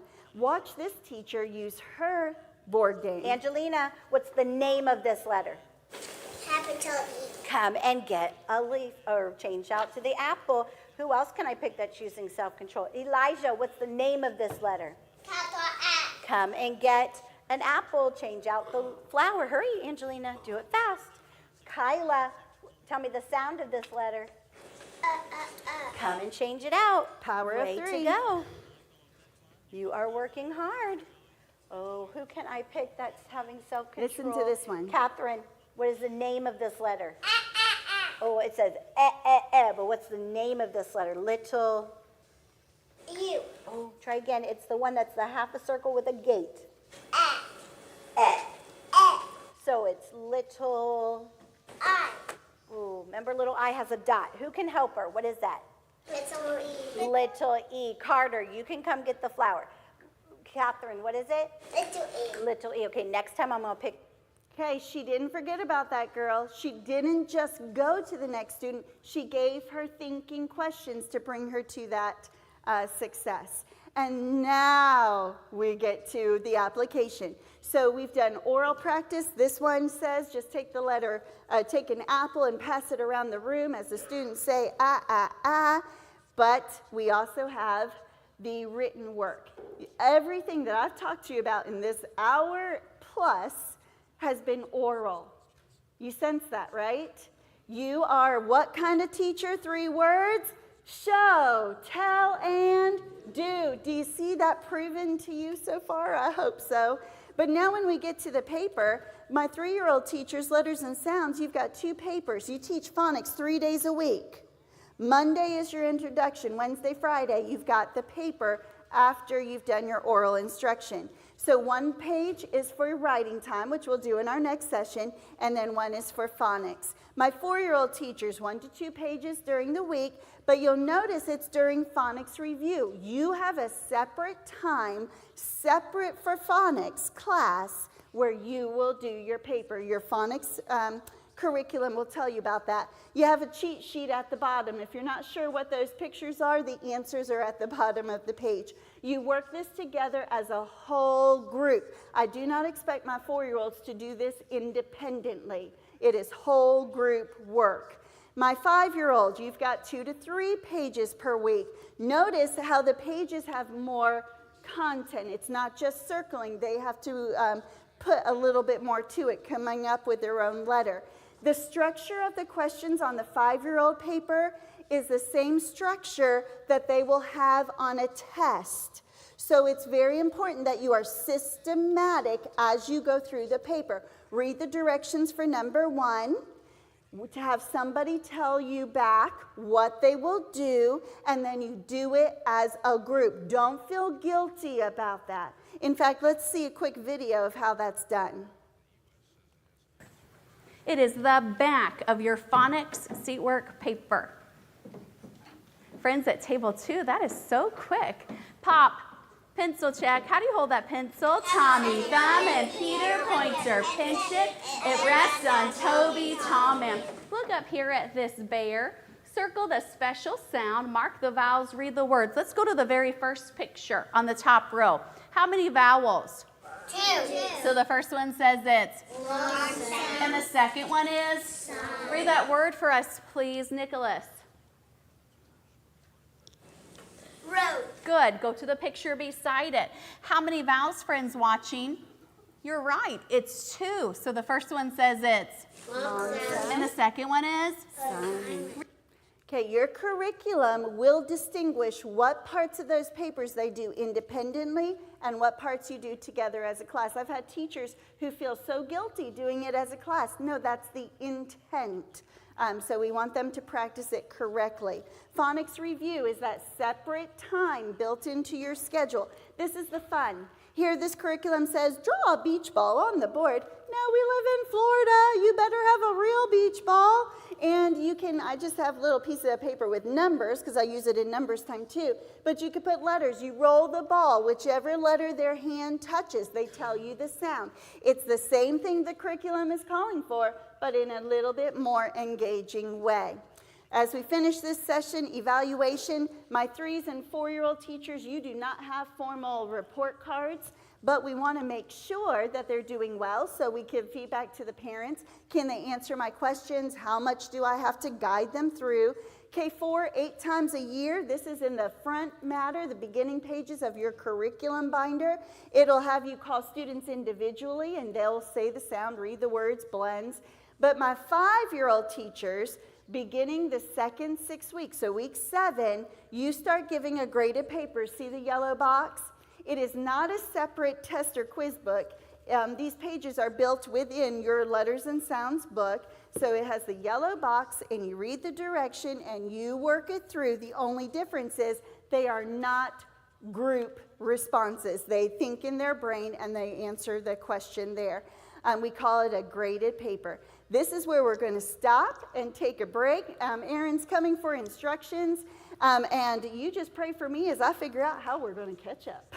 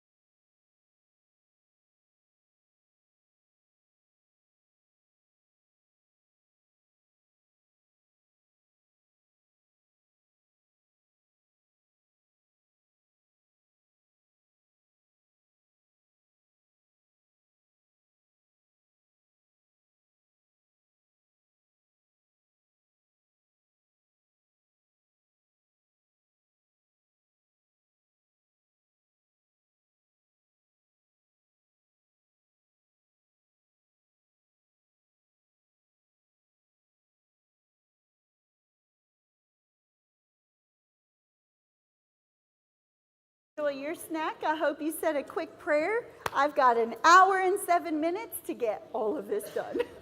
So I think we covered phonics quite thoroughly, and really that is the bulk. If you understand that phonics program and how it works, everything else is going to fall into place. So now we can really get it going. But back to your handout, we're on page 4. Let's just finish up with some reading circle thoughts, because this is something that you don't do at the beginning of the year for sure. K4, you're going to start usually around February-ish, and K5, you are October, November-ish when you will start it. So it is true, you do not start reading the very beginning of school. Why? You have to go through the steps of phonics, and it's going to take you that time to get through those 5 to 6 steps of phonics to get you ready. Take a look at the picture, the first picture on the upper left. You'll notice that the students are sitting in a semicircle. Have a little bit of formality to your reading circle. It's off on the side of the room. If you have room for chairs, use chairs. If they have to crisscross applesauce on the floor, that's hard. They get a little comfortable, but it can be done. So bring some formality to it. Notice the picture right below on the left. She's smiling. She's happy. Of all times during the day that you are going to want to pull your hair out, it's in reading circle because you're going to say, what is the name of this letter? Sound it out. And you're like, I just spent 20 minutes in phonics doing the same thing. But they do get it. They get very excited about it. And then the picture of the little girl. These books on the kindergarten level are meant to be folded back so that they are not distracted by everything on the page. So you will teach them how to fold them. And most of these books are done between 2 to 3 to 4 reading circle times. Reading circle does not come every day. It's a couple times a week, and your curriculum will tell you when to do it. In all ABeka reading, there are basically 4 parts of reading. Your introduction, of course, you're not just going to say, I wonder what our book is about today. No, give them something. Start giving them a clue about what they will read about, what letter they will see. You're expanding their world with vocabulary. So that's the goal there. Oral reading, I want them to read like they talk. That is the goal. So if they're having to sound out, that's the process to get them to the ultimate goal of reading, and we'll give them that time. Comprehension, hold them accountable for the information that they are being read. Even look at the picture, ask them questions about pictures, and then discuss as appropriate. What does this have to do with their world? So here, K4 reading begins lesson 73. K4 and K5, you will ability group your students. Don't be scared by that. It's a small group setting. Parents will love it. So if they have a reluctant learner, oh, is my child getting behind? No, I have opportunities throughout the week to work with your child in a small group setting. This is more individualized instruction there. So you have your above average, average, your below average. Basically, your above average can read a blend or a word without sounding out. That's how you know they're group 1. They don't have to sound it out. Group 2, they sound out, but they do it with accuracy. Group 3, you are guiding them through the process. What is the name of this letter? What does it say? So all 3 still on grade level, but just at their progression. That means not all students will finish all of the books this year. And that's okay. All the way through 2nd grade, ABeka builds it to ability group your students. We don't want to put work in front of them that's above their head on that age level, yet we also want to challenge the above and meet the needs of the students there. So there are 2 sets of books in K4. You saw the first one. Those are called the little books, consonants, vowels, and 1 vowel words. Here we go into our Animal Friends books. This is the 2nd set, 8 of these. These are all on display. This display is for you. So feel free to come up and put your hands on things. But you'll notice 1 to 2 vowels. I know it's hard to make out the words there, but that's a 4-year-old reading this. Don't forget that. That's pretty amazing.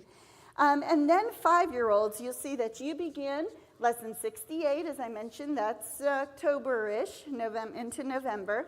Same 3 groups, but your curriculum will tell you what to do.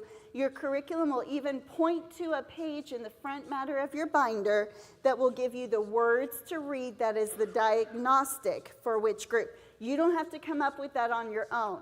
It is there for you in the binder.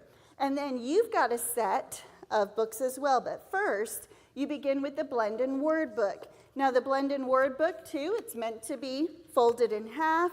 What it does is it puts the blends out of order so that they can hold themselves accountable, and then it goes to 1 vowel words, it goes to 2 vowel words, it goes to little words, and then also words with phonics special sounds. So they will be doing the Blend and Word book along with other of their readers, which is part of the Basic Phonics Readers program.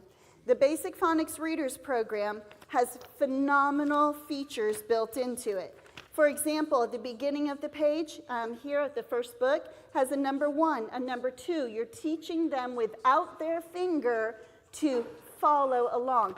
Do not encourage your child to read with their thumb. Do not encourage them to read with their finger. Track with their eyes. There will be a few circumstances, again, some unique situations where you might have to cover the page with a piece of paper for a student to stay focused. I understand that. But as a general rule of thumb, you want to take the fingers away. Another feature here, you see the paw prints on the bottom of the screen.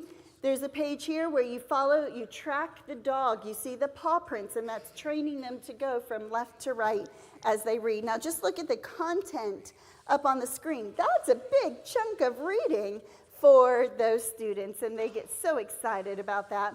Now, you may have some students who are a little bit more advanced. There are 2 sets of readers. One is called Family Fun, and the other is a set of 3 books, and they definitely have the illustration that draws interest, and these are really good for students that you know need a little bit more challenge, but you still want on the age appropriate. Sometimes we put a book that has more challenging words, but it's not age appropriate. So this gives you another option there.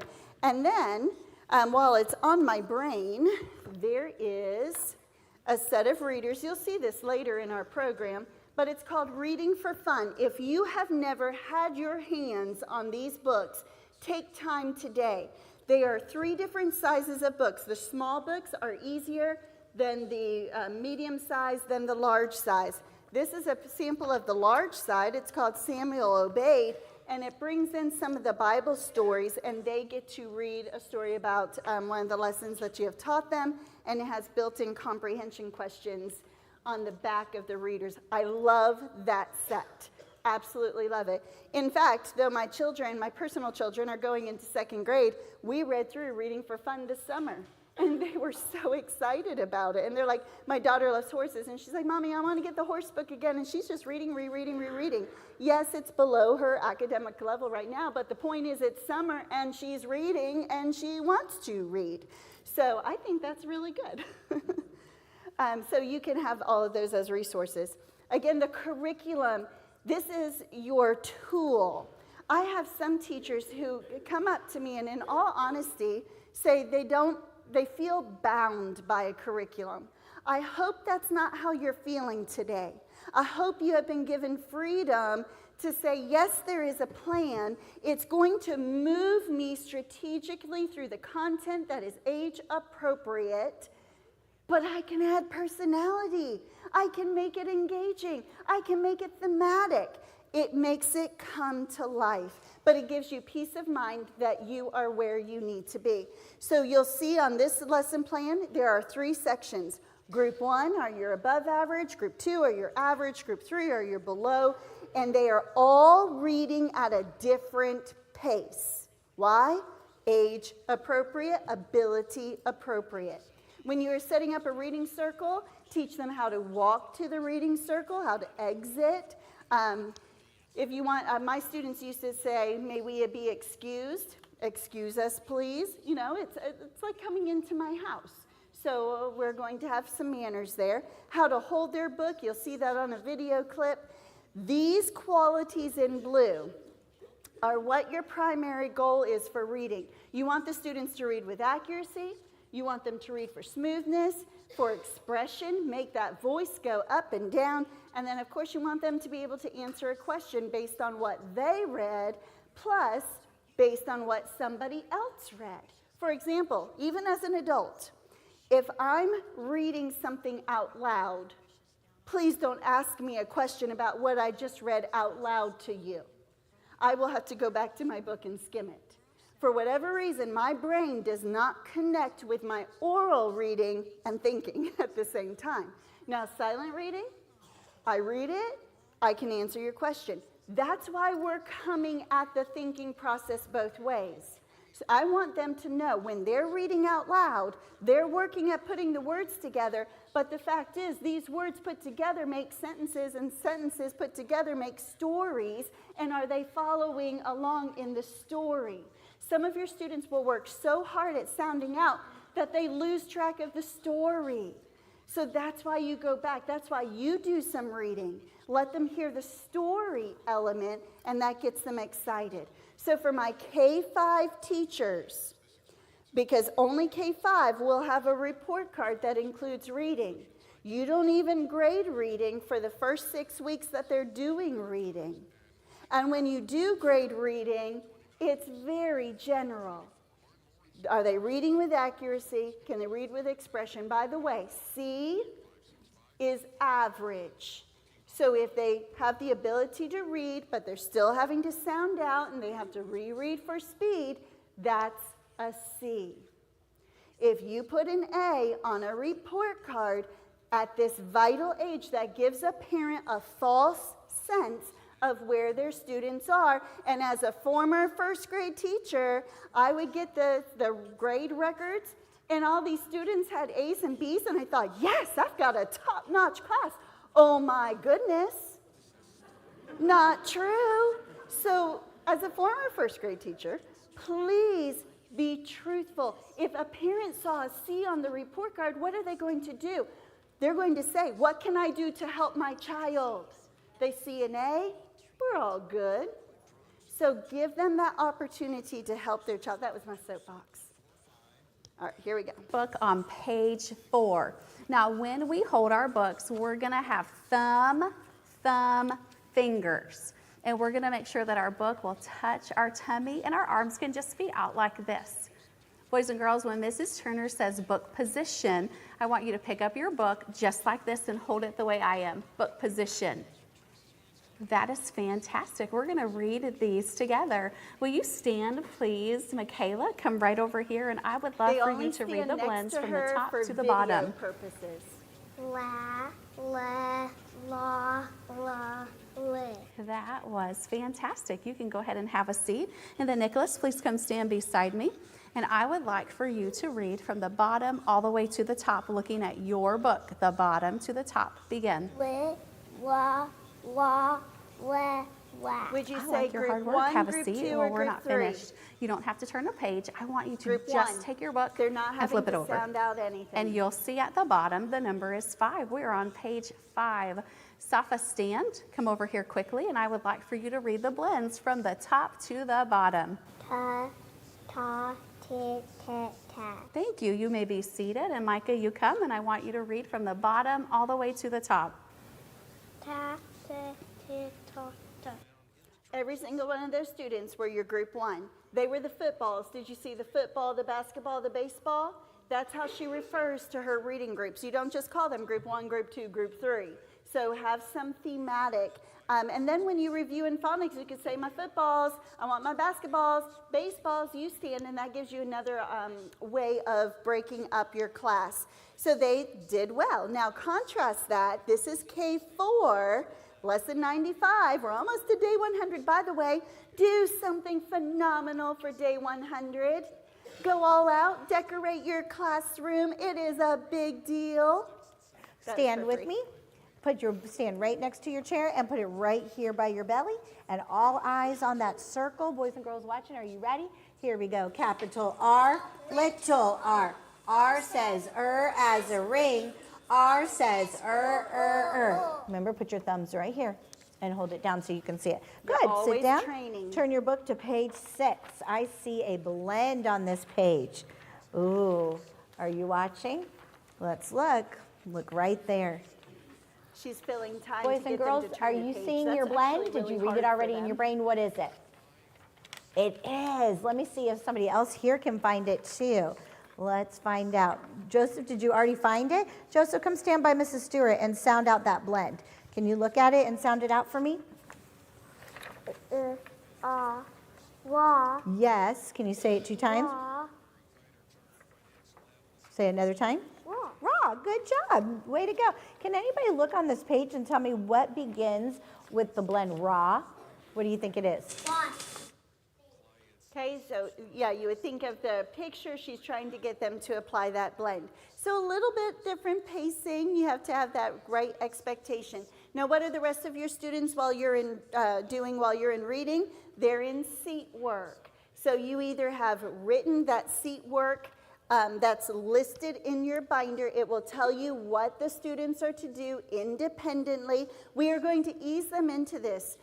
Veteran teachers, seat work is not the most favorite time of the day because there is a lot of habit training that has had to go on, and they are going to raise their hand. They expect you to help them right then, and you have to teach them. When I'm with the reading circle, I'm with them. I will come to you at the end of reading circle. So I always train my students, raise your hand if you have a question. Let me see, I'll nod my head at you. But then you put your hand right down and you go to something else. Whatever else is on their desk, they can go to something else. And then at the end of that reading circle, I will go to those students who had raised their hand to let me know. It does take training. So there, if you have a screen you can project on, there is digital seat work that would save you space if you don't have a large chalkboard or whiteboard. But if you don't have this ability, then you just write it up on the board. That's where we were supposed to get at 9:45 this morning.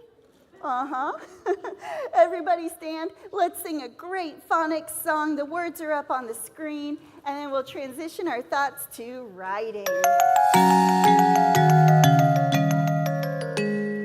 If all the raindrops were lemon drops and gumdrops, oh, what a rain that would be.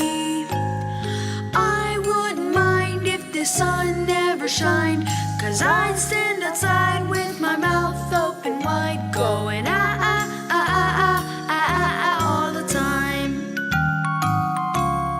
If all the snowflakes were candy bars and milkshakes, oh, what a snow that would be. I wouldn't mind if the sun never shined, 'cause I'd stand outside with my mouth open wide, going ah, ah, ah, ah, ah, ah, ah, ah, all the time.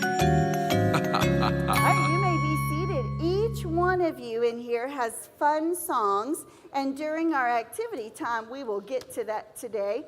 I will teach you a little bit more about that. All right, writing. We're on page 5 of your handout. You either love it or you hate it. Hopefully, if you are the haters of writing time, I will at least bring you over to managing to endure it a little bit. But I will tell you, I love writing. I had opportunity to teach at Pensacola Christian College for 6 years while I was traveling for ABeka. And one of the classes I taught junior, senior education majors was called Teaching Penmanship. And I got to get these students, before they got into the classroom, to hopefully love handwriting. And I will tell you, they didn't always love me, because guess what? I graded their handwriting. And many of them realized that they had to fix the habit that they had developed over their life. So I say to you, I will encourage you to do this. As you are teaching your students to write, especially if you're teaching cursive, we'll talk about that, go through a book, have an extra copy of the book, and you work through it on your own. If you were one of my college students, you would have the first grade writing book, and that's what I would be grading you on. I'm teaching you the formation, and I expect that to be the formation that you demonstrate to the students. So we'll get there. Now, my teachers of 2s and 3s, of course, you're printing. Some of you do print in your K4, K5 class. Some of you do cursive. So I'm going to expose you to both. My preschool teachers, 2s and 3s. Again, my 2-year-old teachers, I said right away, you're going to feel a little left out in the morning. We're going to get to you, I promise. But 2s don't have formal writing time, right? Their main time of the day will be numbers and language development, which is this afternoon. So my 3-year-old teachers, what is your goal? To learn the shape and sound of the letters and to recognize their names. Do you recognize Amber and Button here? In the very back of your 2s and 3s arts and crafts, or your 3-year-old arts and crafts book, are the Amber, Lamb, and Button name tags. So instead of going to the store to buy them, get the student books and you've already got built-in name tags for you for the year. Your Animal Alphabet Friends flashcard is your main teaching tool. So our goal, I want them to recognize their name. I want them to practice crayon position, improve coloring, and trace letters. I'm going to give you step by step of how to do this throughout this presentation. But initially, if you want an easy way to teach students how to hold their crayon, how to hold their pencil, it's up on the screen. Daddy says, buckle up. Mommy says, I love you. Children say, we will obey. Okay, here we go. Thumb up. Daddy says, buckle up. Mommy says, I love you. Babies say, we will obey, or children say, we will obey. What you just did with your hand is a lot of fine motor. And your students, if you watch them do this, they're not going to know how to put those 3 fingers together. They're going to keep them open. That tells you the skill that we have to work on, okay? So when they are holding, the way they hold their crayon will naturally transfer to the way they hold their pencil. So my 2-year-old teachers, my 3-year-old teachers, if I can implore you to help the future K4, K5 teacher, because once we get past kindergarten, it is really hard to break a bad habit. So please, it's the thumb, it's the pointer, and then the crayon will go in between the 2 knuckles. If it's down in the valley, the wrist is doing the work. I want it to come from the arm. Okay, so this is going to give them more structure to their position. All right, let's keep going. All right, so my 3-year-old teachers, you've got your letters and sounds workbook. This is the same workbook we saw in phonics. 1 page is for writing, 1 page is for phonics. The one with the apple is for writing time. For 12 weeks, you are simply having them take their finger and just trace the shape. They don't even begin a crayon until week 12 on their writing paper. So what do they do at this time? Well, they tear paper and they glue it on. They do beans, they do stickers. You can do little stampers that they have to follow. The goal here is just the shape. You see in the upper corner, I found this on Pinterest.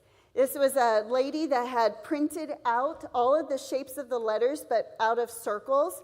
And the students had to take erasers and put them on in order to make the shape of the letter. So the point there is we want them to recognize the shape.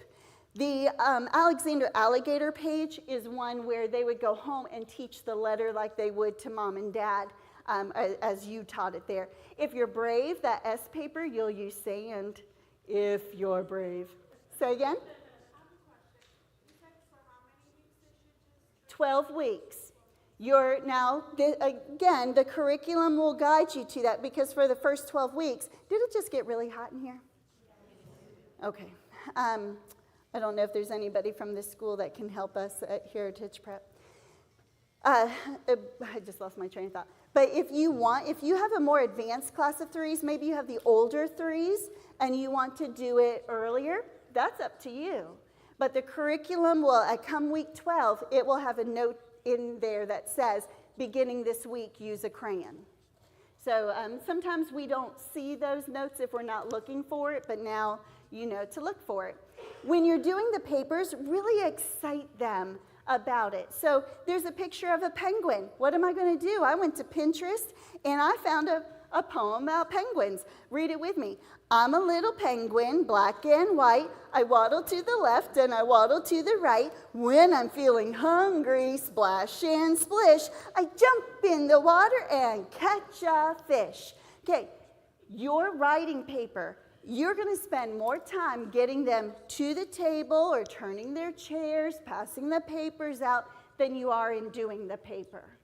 But you want to excite them. You want them to be able to say when they go home to talk about the penguin. Now, they will have already heard a story about the penguin, about the names of the letters and sounds, so you can add something to it. 4s and 5s, of course, we're going to continue that writing foundation. Tracing is the key word. Sometimes I have teachers that come up to and they pull our cursive book and they say, you can't expect 5-year-olds to write in cursive. I can. And if you take a look at our 4-year-old and 5-year-old books, the emphasis is on tracing. You've got to understand, I don't expect them to write a whole paragraph on their own at this age level. We're talking individual letters. It's age appropriate. Teach them how to write their name. If you're teaching manuscript, you will teach the capital and lowercase together, and you will go through all letters, and it will match the phonics instruction typically. Then if you're teaching cursive, you will do just lowercase first, and then you will come back and teach 12 of the most frequently used capital letters. Okay, many of you sitting in this room, if you teach K5, you don't like capital I. Agree? Okay, some of you know what I'm talking about. The formation for cursive I is different than how ABeka teaches it in first grade. That was an administrative choice years ago. They're not even going to continue that in their printing of the next set of materials when revision comes around. So I say to you, if you don't like that backwards I, you fix it to the way that they will learn. What did I do on my own children's papers? I made it in the correct formation. I just added a little loop and I had them start in a different spot. If you don't know what I'm talking about, don't worry about it. That was just for you veterans. All right, your books. You will either have, you will have 2 books, K4. You're not doing manuscript and cursive together. You are either all manuscript this year or you are all cursive this year. Why cursive? Because the way that they start out writing is usually the writing for life. Does that mean that print is the wrong way to go? No. If you ask me my personal opinion, I've lived through it. I have had students who start in print and really struggle with the transition to cursive. I've had students who start in cursive and have a little bit of trouble with print when they're asked to print. So it's one or the other, but I will tell you the benefit of cursive is that connecting blend. When you write print, your brain, for example, the word cat, C-A-T. But when I write cursive, my brain automatically, cat. So I've got the phonics and the writing connection. I'm not going to say one is better than the other. You can ask me my preference, and I think you know which way I'm leaning. But ultimately is up to how your school chooses. So classwork and then seat work for when reading circles start. And then for K5, you'll notice that there is tracing here. Now, K5 teachers, you are the first ones that start students with writing a sentence. K4 does not write a sentence. So K5 teachers, when you are writing a sentence, have them trace a word, write the word. Trace a word, write the word. If you look at the sentence here and you have them trace all the way across and then they come back to write, are they going to remember what they just traced? So teach them, trace a word, write the word. Trace the word, write the word. That's also going to help them with their spacing. So it'll help them with your accuracy and formation as well as their spacing there. That's going to be your big difference between the K4 and the K5. Another difference, K5, you have graded papers. You will have that yellow box. So just as you are working through the page in the classroom, you will do the same thing for the test, but this time it is independent and they get an A, B, C, D grade for that. There are samples in your binder. We're not going to go into evaluation today in this session. If you have questions about it after, I'll be glad to help you. All right, now let's switch gears. Let's get our desks set up. Do you have name tags? So we've already talked about Amber and Button for my 2s and 3s. But for you 4 and 5-year-old teachers, ABeka sells name tags that have the same house that match all of their papers. There's 50 in a pack, so you could share it with teachers or you would have it for a couple years to be able to use or even to have new name tags throughout the year. Dots or stars, you might say, what in the world is that? If you are teaching cursive, cursive has a slant. And I will show you left hand, right hand, what that looks like in another slide. And then you've got to have their papers out. Now with their papers, everybody in this room will write the names of the students on their papers. 3s, you'll do it all year. 4s, you will do it almost all year. 5s, you will do it for half a year. So if you're just sitting watching the Olympics and you already have your class roster, you can start writing names on papers.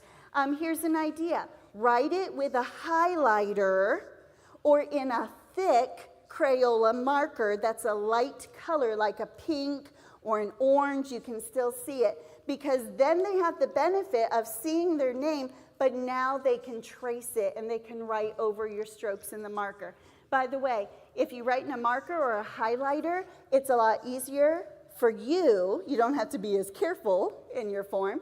And then it just goes faster. It's a smoother stroke there, so that's a time saver. All right, crayons. Now, this boy is real cute.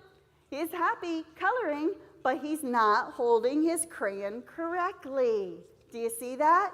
He's got 3 little fingers on that crayon, his babies. Now, think of this. Mommy, daddy drive the car, right? Can these children this age sit in the front seat, yes or no? No, they have to be buckled in the back seat in a booster seat or whatever. So if a baby, a child, comes up to help mommy and daddy drive, who could pull them over? Police officer could, right? Because a child's not supposed to be in the front seat. So you just simply say, I see a baby. Get that baby back. Get that baby back. And it kind of comes, you know, like baby back ribs from Applebee's. You've heard that commercial. Get that baby back. And they know exactly what you're talking about. Now, the crayons, let me just stop right now and say it while it's on my mind. I love the triangular crayons from Crayola. They don't roll on the desk. They come in a plastic box. At Pensacola Christian, we actually call this the car garage. Your daddy cannot drive 2 cars at the same time, which means you cannot drive 2 crayons at the same time. Only 1 crayon in your hand at a time. So that helps them. I will tell you, my son, little bit of sensory issues, he did not like the triangular. That really bothered his sense of touch. So I went with a round crayon, still thick, beautiful pencil. So I do like the larger size at this age, and I do prefer the triangular, but if I have a kid who's having issues, I'm not going to force the issue. Use your wisdom there. And then pencils. Let me talk to you about this. For my upper 3s, older 3s, you might give them a pencil at the end of the year, but the curriculum will not tell you to do that. It really starts in 4s. I like the Tri-Rex pencils. Do you see how thick this is? I like this for 4s and 5s. 4s will use the thick pencil all year. Do you notice what's missing from the top? I don't give an eraser until a student's in 2nd grade. Okay, because it's going to cause more problem. So we either pop the erasers off or just buy them without. This triangular gripper does fit that pencil nicely. However, you still have to be watchful because a student will still be able to get one of those children in the seat. So 4-year-olds, all year big pencils. 5-year-olds, mid-year, you can transition to a thinner pencil. This one is nice and round, but they also sell, oh, I don't have it in my box here. They sell it as a triangular form as well. But do you see the little round gripper? For my 5-year-old teachers, you can buy these on Amazon. Just round pencil grippers is all you'd have to search. There's a star. They put their thumb, their finger, and it forces that correct position. If they're left-handed, you just flip the gripper with the arrow facing up, and then the star comes on the other side, and it helps them hold their pencil correctly. Why am I spending so much time on this? Because you want them to love to color. You want them to love to write. And if they have that death grip on it, their hand's going to get tired. They're going to complain. And then when they get into elementary school, they are not going to be thinking fond thoughts of you. So let's teach them the right way. There are teaching visuals. You can see that there's manuscript and cursive in your phonics charts set. You will get both of them, and so you just choose the one that's appropriate for you. My 3-year-old teachers, this particular manuscript chart comes in the phonics charts and games. Technically, that is not part of the 3-year-old curriculum. However, many of my 3-year-old teachers buy the phonics and charts set, primarily so that they can have the handwriting charts. I've mentioned to you your animal alphabet friends as your main teaching visual. And there on the back, just to remind you, on the back of your flashcard is information on how to walk through the letter. It's also included in the curriculum. So you've got 2 ways to come at how to explain the letter. Okay, let me talk to you about this, 3-year-old teachers. There is a set of flashcards called manuscript alphabet flashcards. If you teach older 3s, this would be a good purchase for you. It does not come in your kit right now, so this is an optional item.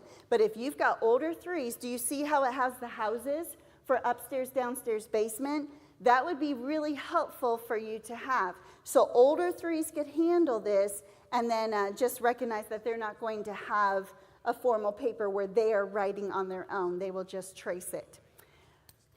Point of interest, if you are K4, K5 manuscript teachers, this set of alphabet cards is the cards that comes in your kit because that's what the curriculum calls for. However, there is a new set of manuscript formation flashcards that are so much prettier.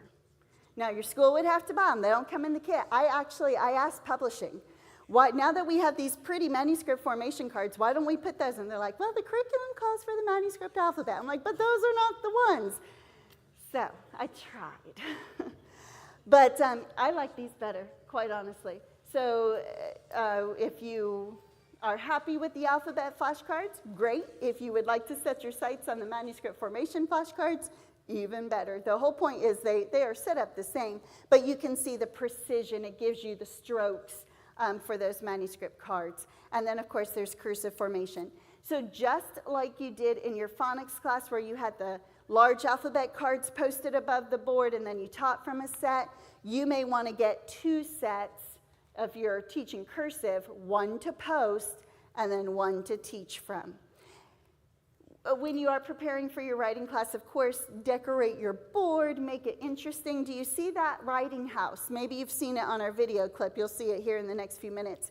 If you just go to abeka.com and in the search button, write writing house, you will get the digital clip art. It's only 99 cents. You could download it, and then everybody in your school can have it. Print it in color or print it whatever size you want it to be. So it's just called the writing house. Oh, by the way, you want to save yourself some time. I wish I had these when I was full-time teaching. The liquid chalk markers. Does anybody use those? One of the pet peeves of teachers is having to draw the lines on the board. So if you have a chalkboard or a whiteboard, I think a whiteboard, these liquid chalk markers, you can draw your lines, and then when you erase your letters, the lines do not go away until you clean them off. So that might save you some time, so look into that. And then color code your strokes. So if I'm going this stick line first, this one second, this one third, I can have different colors to demonstrate that. All right, quickly, your board work. It tells you what on the curriculum to put up on the chalkboard. That corrugated border, it's awful stuff, but when you put it as a diamond shape, it's pretty cool. So have some spots on your board for the students to be able to come and write. 4 P's of penmanship as we're moving through our handout. Take a look at this student. He just makes you want to say, sit up, please. No, they don't have to be stiff straight. They can lean over their desk, but certainly not their head to their desk. I mentioned to you about paper slant. If you are teaching manuscript, only your lefties slant their paper. The right-handed students just keep it straight. Okay, now if you're teaching cursive, lefties slant the same as a manuscript, but then right-handed has a good slant as well, and we push to the right. This is all described in your curriculum. It's also pictured in the front of your writing books if you're concerned about forgetting how to slant. Now, can you see in this picture, see the two girls, one up close, one in the foreground there. One of these is holding their pencil correctly, one is not. Do you see what a problem is? Okay, so we'll call the student up front number 1, the one that's closest to us. Is she holding it correctly, yes or no? Let me see sign language. Okay, I'm seeing a lot of yes. Are they right or wrong? They're wrong. Okay, she's not holding her pencil correctly. I know it's really hard to see on this screen, but one thing that you'll notice that she's doing, she has her pencil in the valley. She's bent her finger. Now you just try that on your pen. Bend your finger like this. Now imagine going through 20 minutes of writing class like this. Okay, your hand is going to get really tired. So the second student, notice it's the alligator pinchers, and she's got it in between the two knuckles, and it's just going to be that smooth flow.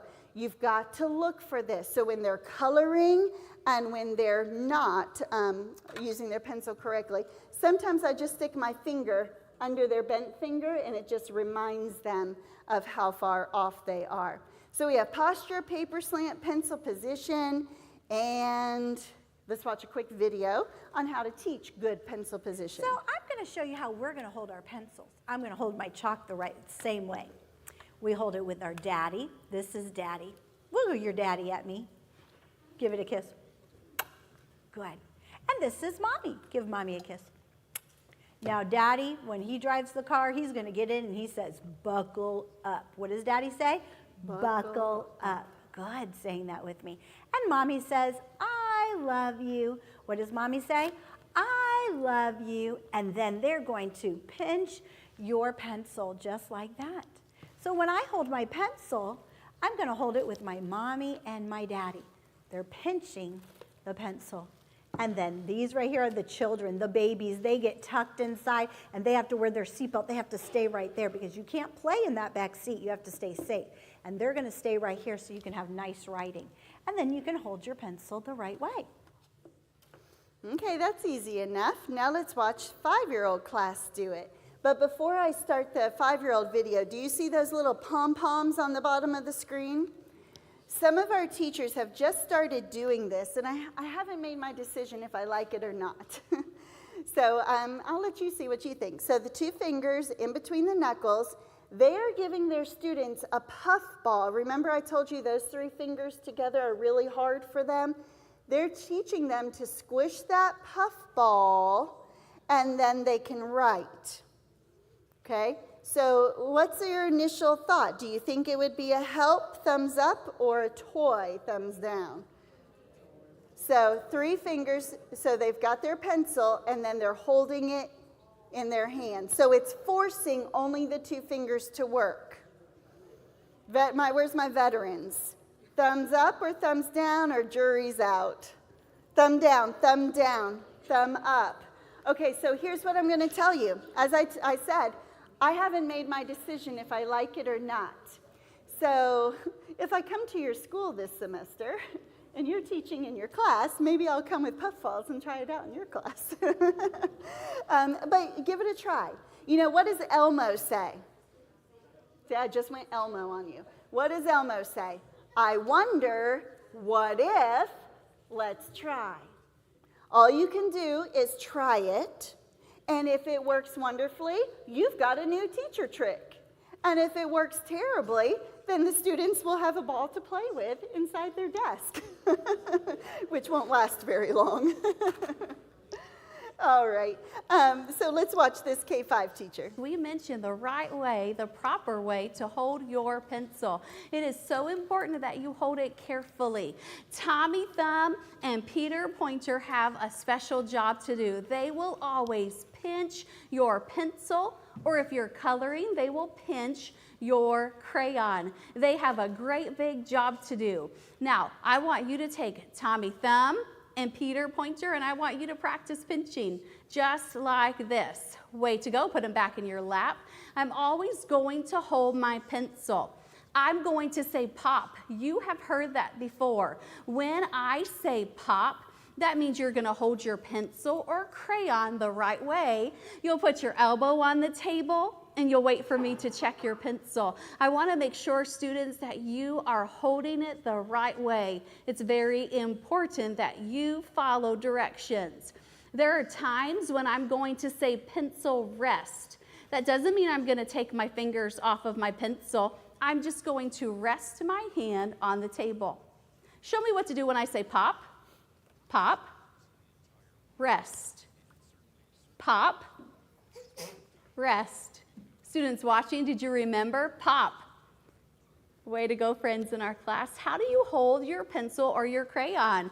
Tommy, thumb, and Peter, pointer. Pinch it. It rests on Toby, tall man. Your pencils are important. Okay, very step-by-step methodical there.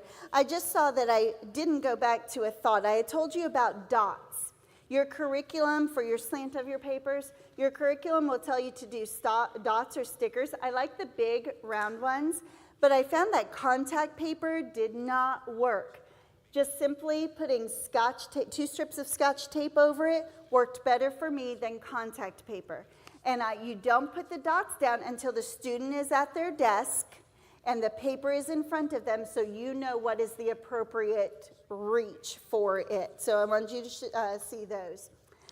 Real quick, I failed to mention this as I'm backpedaling here a little bit. When you're working on name recognition, a fun way of doing that is to have a baggie, get little visuals that spells out the students' names, and then give them clothespins that have 1 letter per clothespin, and then they have to match that clothespin with the matching letter, and then they will work on spelling their name that way. So especially my 3s and 4-year-old teachers, that's a fun, it'd be great skills when they're in the classroom first thing in the morning. That's really hard for them. I'm going a little bit occupational therapist on you. But working with that finger strength will definitely help them in the classroom there. And then, of course, when you are teaching them correct pencil position, crayon position, make it a big deal. Bubble camera from the Five Below store. So bubble juice, and then, of course, it's not going to blow bubbles, but they love the noise, and I'm walking around the room because you inspect what you expect. So if I'm telling you to hold your crayon correctly, I'm just going to walk around the room and put bubbles over the heads of the students that are holding it correctly. I can guarantee that everybody will be thoughtful about the way they hold their pencil and crayon if you come to take a picture of them because they are doing it so well.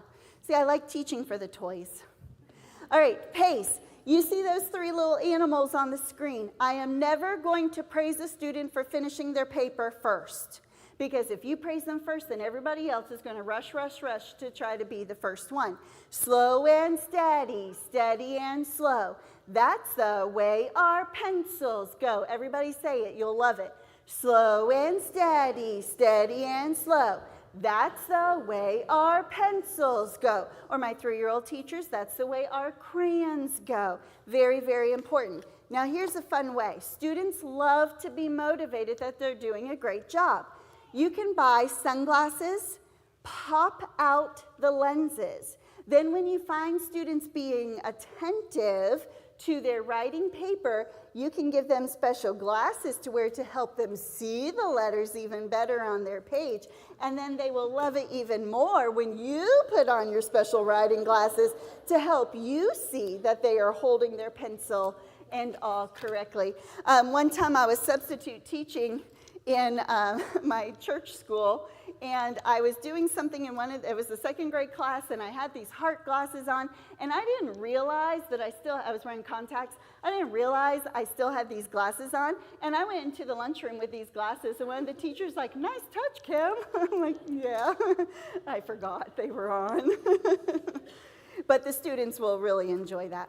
Okay, now for sake of time, do you see under teaching a letter in our handout, each point that is listed under that handout is explicitly explained in the curriculum. It is very thorough. The wording is there.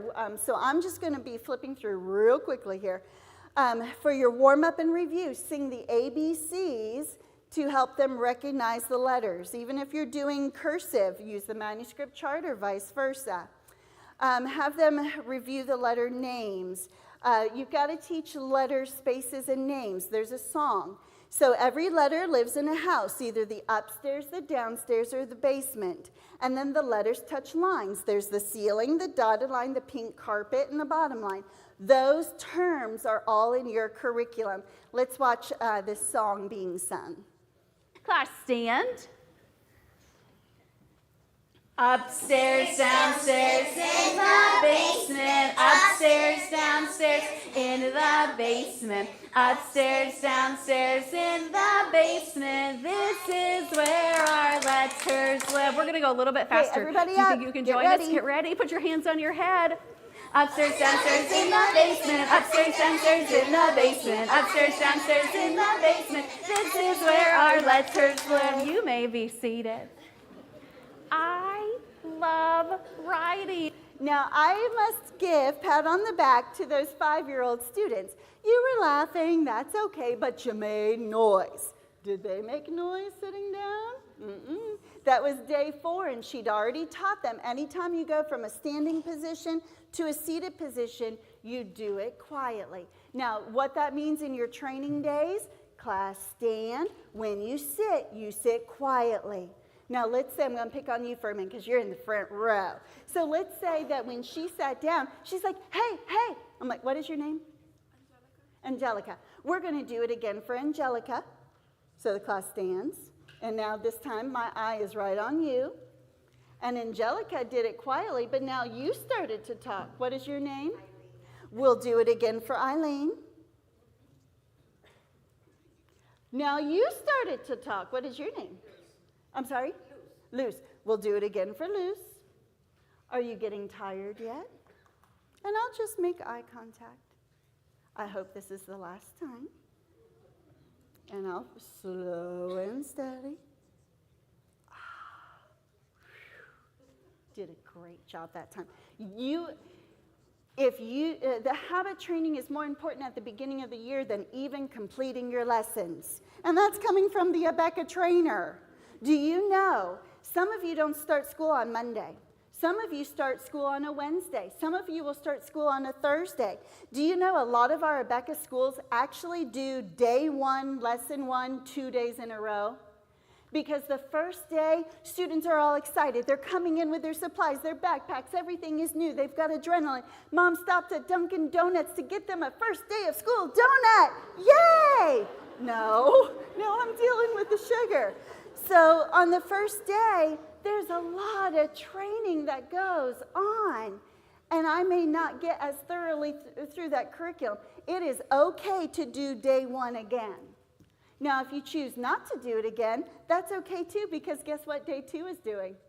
Everything from day 1 all over again. But sometimes our teacher guilt comes into play. So if you foresee yourself being guilty for not getting everything done on day 1, make a plan to do it 2 days in a row.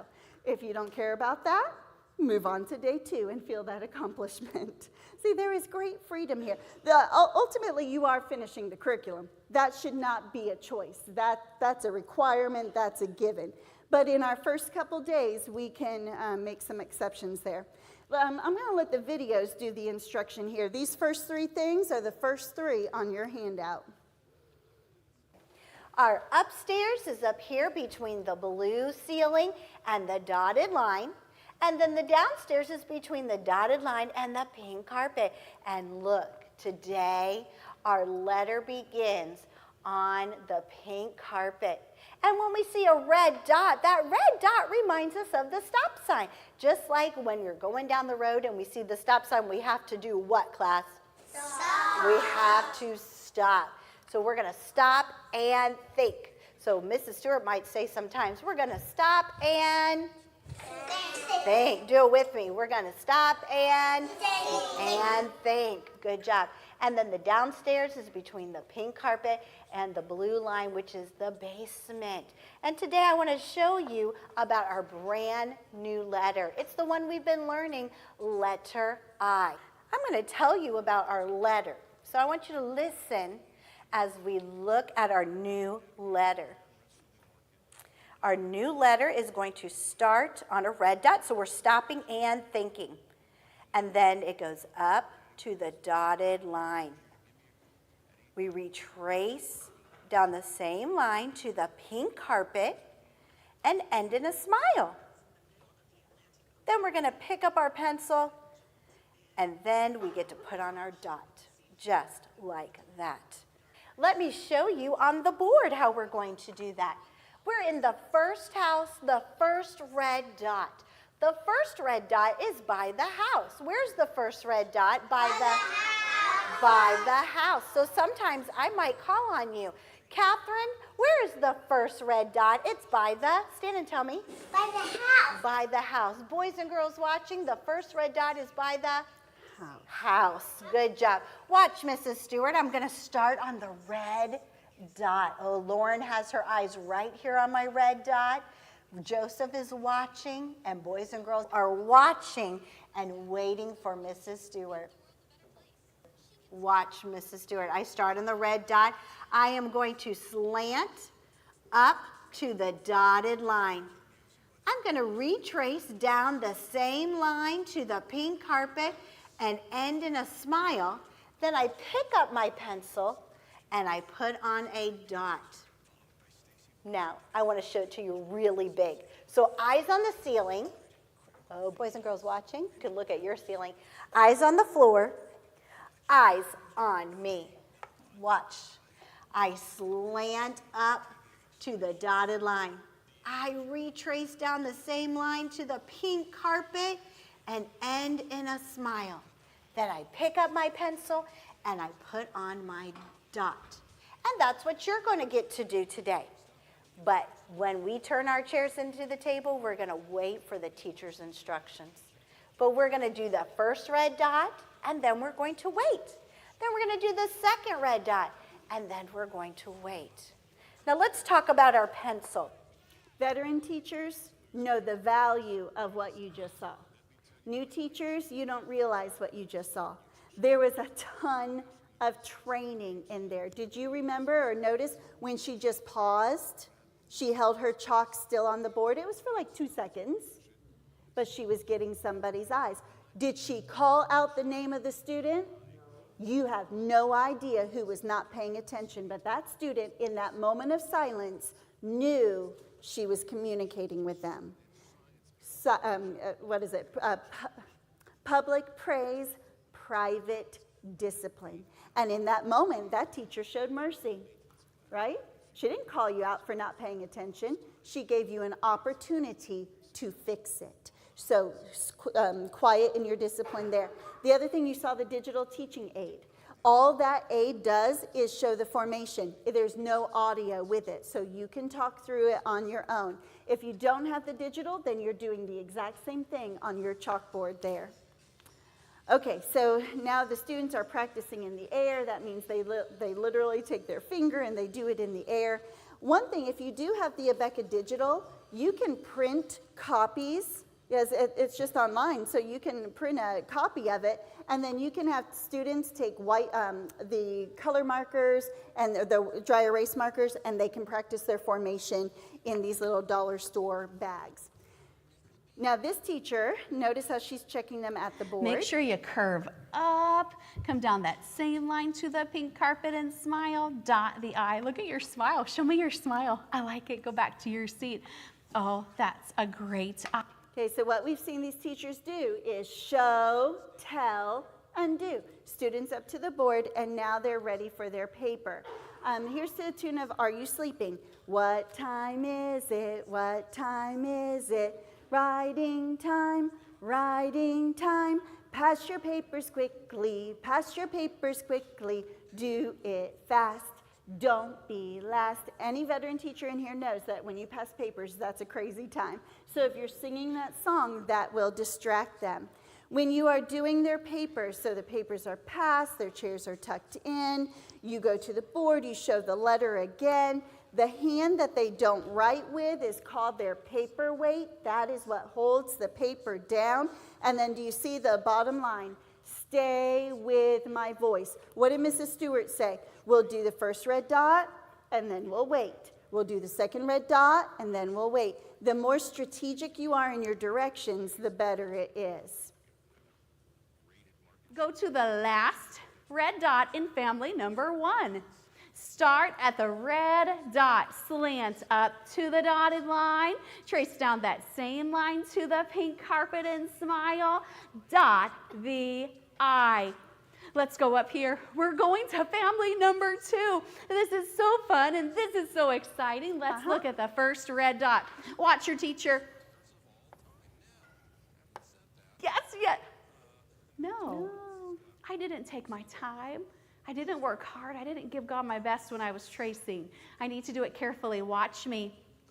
I start at the red dot. Watch me.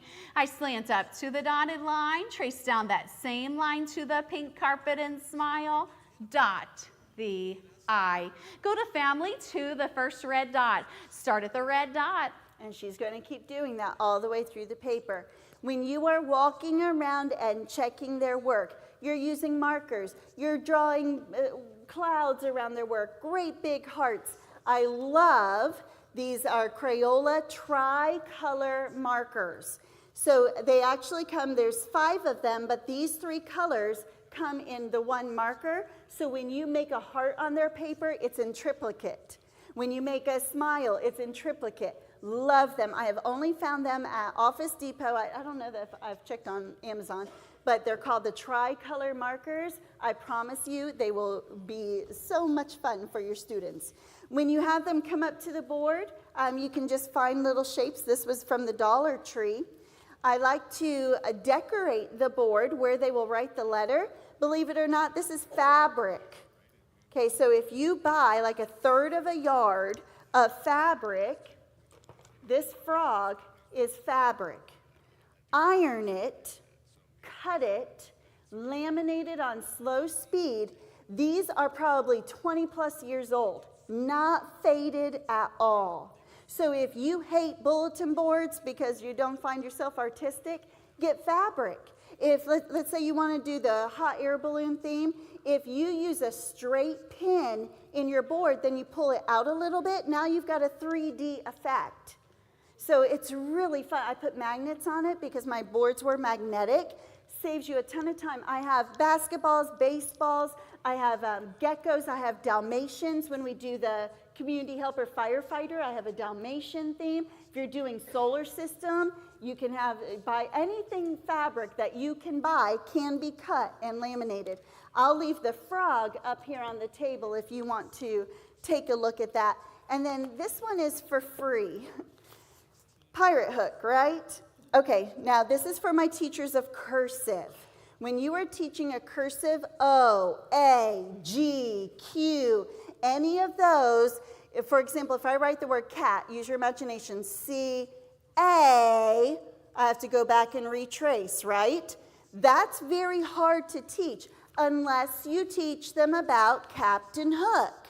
Most of them will have watched Peter Pan, so use your imagination. Here's your C into your A, Captain Hook's hook, retrace. It gives them a visual of how far to go down the line, and then they retrace. Some of you that teach print want to teach cursive now just because of Captain Hook's hook. But motivate them. By the way, don't just check one letter. They get really sneaky. You may put a heart on one letter and finish everybody's one letter check, and if they are not expecting you to come around a second time, then they will stop being neat at the point that you check their paper. So trick them a little bit. Sincere praise. A student can be happy all week because of one good compliment, but I hope that it is much more than that. All right, that's where we were supposed to be at break. I've got 3 minutes, and I am going to use it All right, very quickly here. And as soon as I see, as soon as I see Aaron come in, then we will switch. But would you just now switch gears in these 3 minutes? I'm sure he is busily getting your Chick-fil-A ready. And let's just take a moment to pause for Bible. You heard my opening. ABeka is a Christian textbook company. We want them to see the goodness of God. What were the 3 words from Psalm 100? Good, mercy, truth. Okay, that was our theme. Where is that theme coming from when you teach Bible time to your students? It should be the sweetest time of all. So just a couple thoughts. When you're teaching Bible, you're demonstrating God's love, your character training. Why can I talk to them about blessings and consequences? Because I set the stage for it in the Bible time. They understand that when people obeyed God, God blessed them. When they disobeyed, there was a consequence. I am not mean when I give a student a consequence. Did I tell them to throw their crayon? No, they chose it. They chose to throw the crayon. They chose the consequence of losing that crayon. Do they lose it for a week? No. They just lose it for that time. They can get it back, or they can get the one crayon that I give to them. Now, they hate this. If you're a 3-year-old teacher, listen in. They love the freedom to choose their own color. When you take away that freedom and say, you threw your crayon, you've lost this crayon, you will use this green one the rest of the day, and only this green one. Oh, they do not like it. So, let the consequence fit the crime. I'm not taking the whole box of crayons. I'm reducing their opportunity to choose, and they hate that.